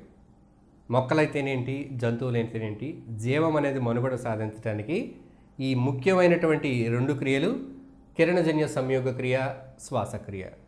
ముందుగా కిరణజన్య సంయోగ క్రియ ఒక సంక్లిష్టమైనటువంటి చర్య. వివిధ దశలు కలిగినటువంటి, వివిధ సోపానాలు, వివిధ దశలు కలిగినటువంటి ఒక సంక్లిష్టమైన రసాయనిక చర్య. అంటే అనేక చర్యల సమాహారంగా ఉండేటటువంటి సంక్లిష్టమైన క్రియ కిరణజన్య సంయోగ క్రియ. కిరణజన్య సంయోగ క్రియ అని చెప్తున్నాం. సంయోగ క్రియ అంటే ఎనాబాలిక్ ప్రాసెస్. సంయోగ క్రియ, ఇట్ ఈస్ అన్ ఎనాబాలిక్ ప్రాసెస్. చిన్న అంటే సరళమైన కర్బన పదార్థాలు, సరళమైన పదార్థం, అకర్బన పదార్థమైనటువంటి నీరు, ఇవి సంయోగం చెంది క్లిష్టమైన కార్బన పదార్థాలు, శక్తి కలిగినటువంటి కార్బన పదార్థాలు, శక్తిగా వినియోగించుకోబడినటువంటి కార్బన పదార్థాలు, గ్లూకోజ్, స్టార్చ్, సెల్యులోజ్ మొదలైనటువంటి సంక్లిష్టమైనటువంటి కార్బన పదార్థాలు తయారయ్యే ప్రక్రియ సంయోగ క్రియ. అందుచేత దీన్ని మనం కిరణజన్య సంయోగ క్రియ అని అంటున్నాం, ఎనాబాలిక్ ప్రాసెస్. విడిగా చూసినట్లయితే కార్బన్ డైఆక్సైడ్, నీరు ఇవి ఎటువంటి శక్తిని ఇవ్వలేవు. కానీ ఇవి రెండు సంయోగం చెంది గ్లూకోజ్ని ఏర్పరుస్తూ ఉన్నాయి, చక్కెరను ఏర్పరుస్తూ ఉన్నాయి. ఎలా ఏర్పరుస్తూ ఉన్నాయి? కాంతి సమక్షంలో పత్రహరితం సహాయంతో కాంతి సమక్షంలో గ్లూకోజ్ను ఏర్పరుస్తూ ఉన్నాయి. దీనిని కిరణజన్య సంయోగ క్రియ అని అంటున్నాం. ఇది చాలా ముఖ్యమైన జీవక్రియ. ఎందుకంటే ఆహార తయారీ అనేది ఈ క్రియ ద్వారానే జరుగుతూ ఉంది. అందుకని దీన్ని ఎనాబాలిక్ ప్రాసెస్ అని చెప్తా ఉన్నాం. ఈ విధంగా తయారైనటువంటి క్లిష్టమైన కార్బన పదార్థాలు, గ్లూకోజ్ మొదలైనవి మిగిలిన జీవుల్లో ఆహారంగా వినియోగించబడుతున్నాయి, మొక్కల్లో కూడా ఆహారంగా వినియోగించబడుతున్నాయి. శక్తిని ఉత్పత్తి చేసుకోవాలి అని అనుకున్నప్పుడు, కణ అవసరాలకు సరిపడా శక్తి ఉత్పత్తి చేయవలసి వచ్చినప్పుడు ఏం క్రియ? శ్వాసక్రియ. ఈ శ్వాసక్రియ ద్వారా ఈ పదార్థాలన్నీ కూడా దహనం చేయబడి శక్తి విడుదలవుతుంది. దహనం అంటే మనం ముందు చర్చించాం, దహనం అంటే ఏదో మండించడం కాదు, ఇది కూడా ఒక సంక్లిష్టమైన ప్రక్రియ. వివిధ సోపానాలు, వివిధ దశలు కలిగినటువంటి సంక్లిష్టమైన జీవక్రియ శ్వాసక్రియ. శ్వాసక్రియ అంటే కేవలం మనం శ్వాస పీల్చడం కాదు, గాలి పీల్చడం వదలటం కాదు, ఇది ఒక సంక్లిష్టమైన క్రియ, కణశ్వాసక్రియ. కణంలో జరిగేటటువంటి రసాయనిక చర్య, అనేక దశలు సోపానాలు కలిగినటువంటి సంక్లిష్టమైన రసాయనిక చర్య కణశ్వాసక్రియ.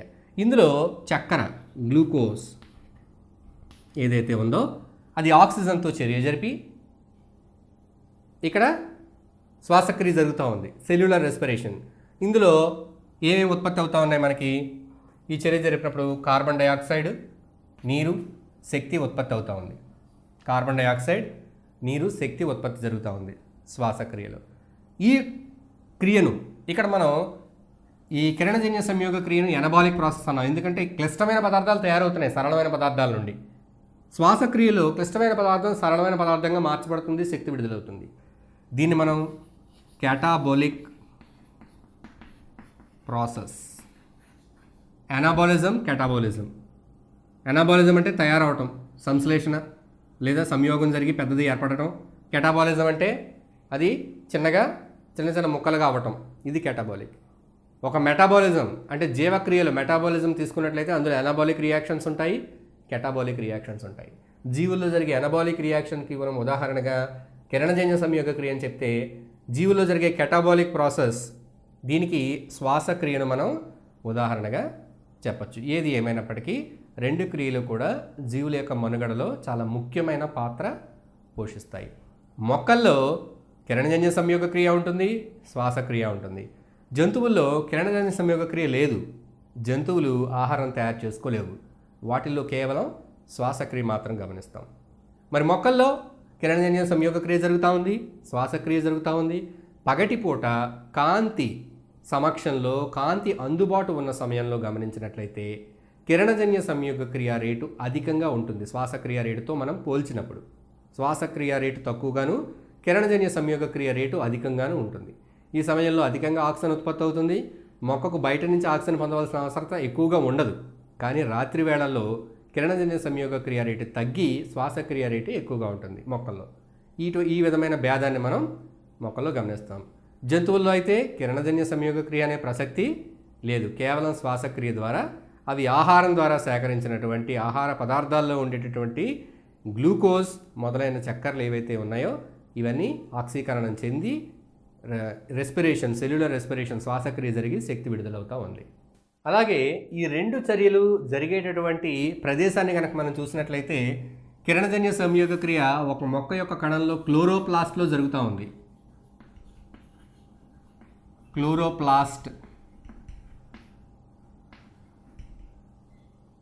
క్లోరోప్లాస్ట్లో జరుగుతూ ఉంది. అదే శ్వాసక్రియ తీసుకున్నట్లయితే మైటోకాండ్రియాలో జరుగుతుంది. జంతు కణాలలో మైటోకాండ్రియాలో శ్వాసక్రియ జరుగుతూ ఉంది. జరిగే ప్రదేశం కిరణజన్య సంయోగ క్రియకు కావాల్సినటువంటి రసాయనాలు, ఎంజైములు తదితరాలన్నీ కూడా క్లోరోప్లాస్ట్లో ఉన్నాయి. కాబట్టి కిరణజన్య సంయోగ క్రియ క్లోరోప్లాస్ట్లో జరుగుతూ ఉంది. శ్వాసక్రియ జరగడానికి అనువైనటువంటి ఎంజైమ్లు తదితరాలన్నీ కూడా మైటోకాండ్రియాలలో ఉన్నాయి. కాబట్టి మైటోకాండ్రియాలో శ్వాసక్రియ జరుగుతూ ఉంది. అందుచేత మైటోకాండ్రియాలను కణశక్త్యాగారాలని అంటారని తెలుసుకున్నాం మనం. కణశక్త్యాగారాలంటే శక్తి విడుదలకు అవసరమైనటువంటి క్లోరోప్లాస్ట్లు కార్బోహైడ్రేట్లు ఉత్పత్తి చేయడానికి కిరణజన్య సంయోగ క్రియ ద్వారా కార్బోహైడ్రేట్ల ఉత్పత్తి క్లోరోప్లాస్ట్లో జరుగుతోంది. ఈ విధంగా ఉత్పత్తి అయిన కార్బోహైడ్రేట్లు తర్వాత వేరే వేరే పోషకాల కింద మారటం అనేది జరుగుతుంది. కార్బోహైడ్రేట్ ప్రోటీన్ల కింద, కొవ్వుల కింద ఈ రకంగా నిల్వ చేయబడుతూ ఉంటుంది మొక్క యొక్క శరీర భాగాల్లో. ఈ రకంగా ఈ రెండు చర్యలు ఒకదానికొకటి వ్యతిరేక దిశల్లో జరిగినప్పటికీ, అంటే ఒకటి ఎనాబాలిక్ మరొకటి కెటాబాలిక్ అయినప్పటికీ ఈ రెండు కూడా చాలా ముఖ్యమైన కీలక పాత్ర పోషించేటటువంటి ముఖ్యమైన జీవక్రియలు కిరణజన్య సంయోగ క్రియ మరియు శ్వాసక్రియ.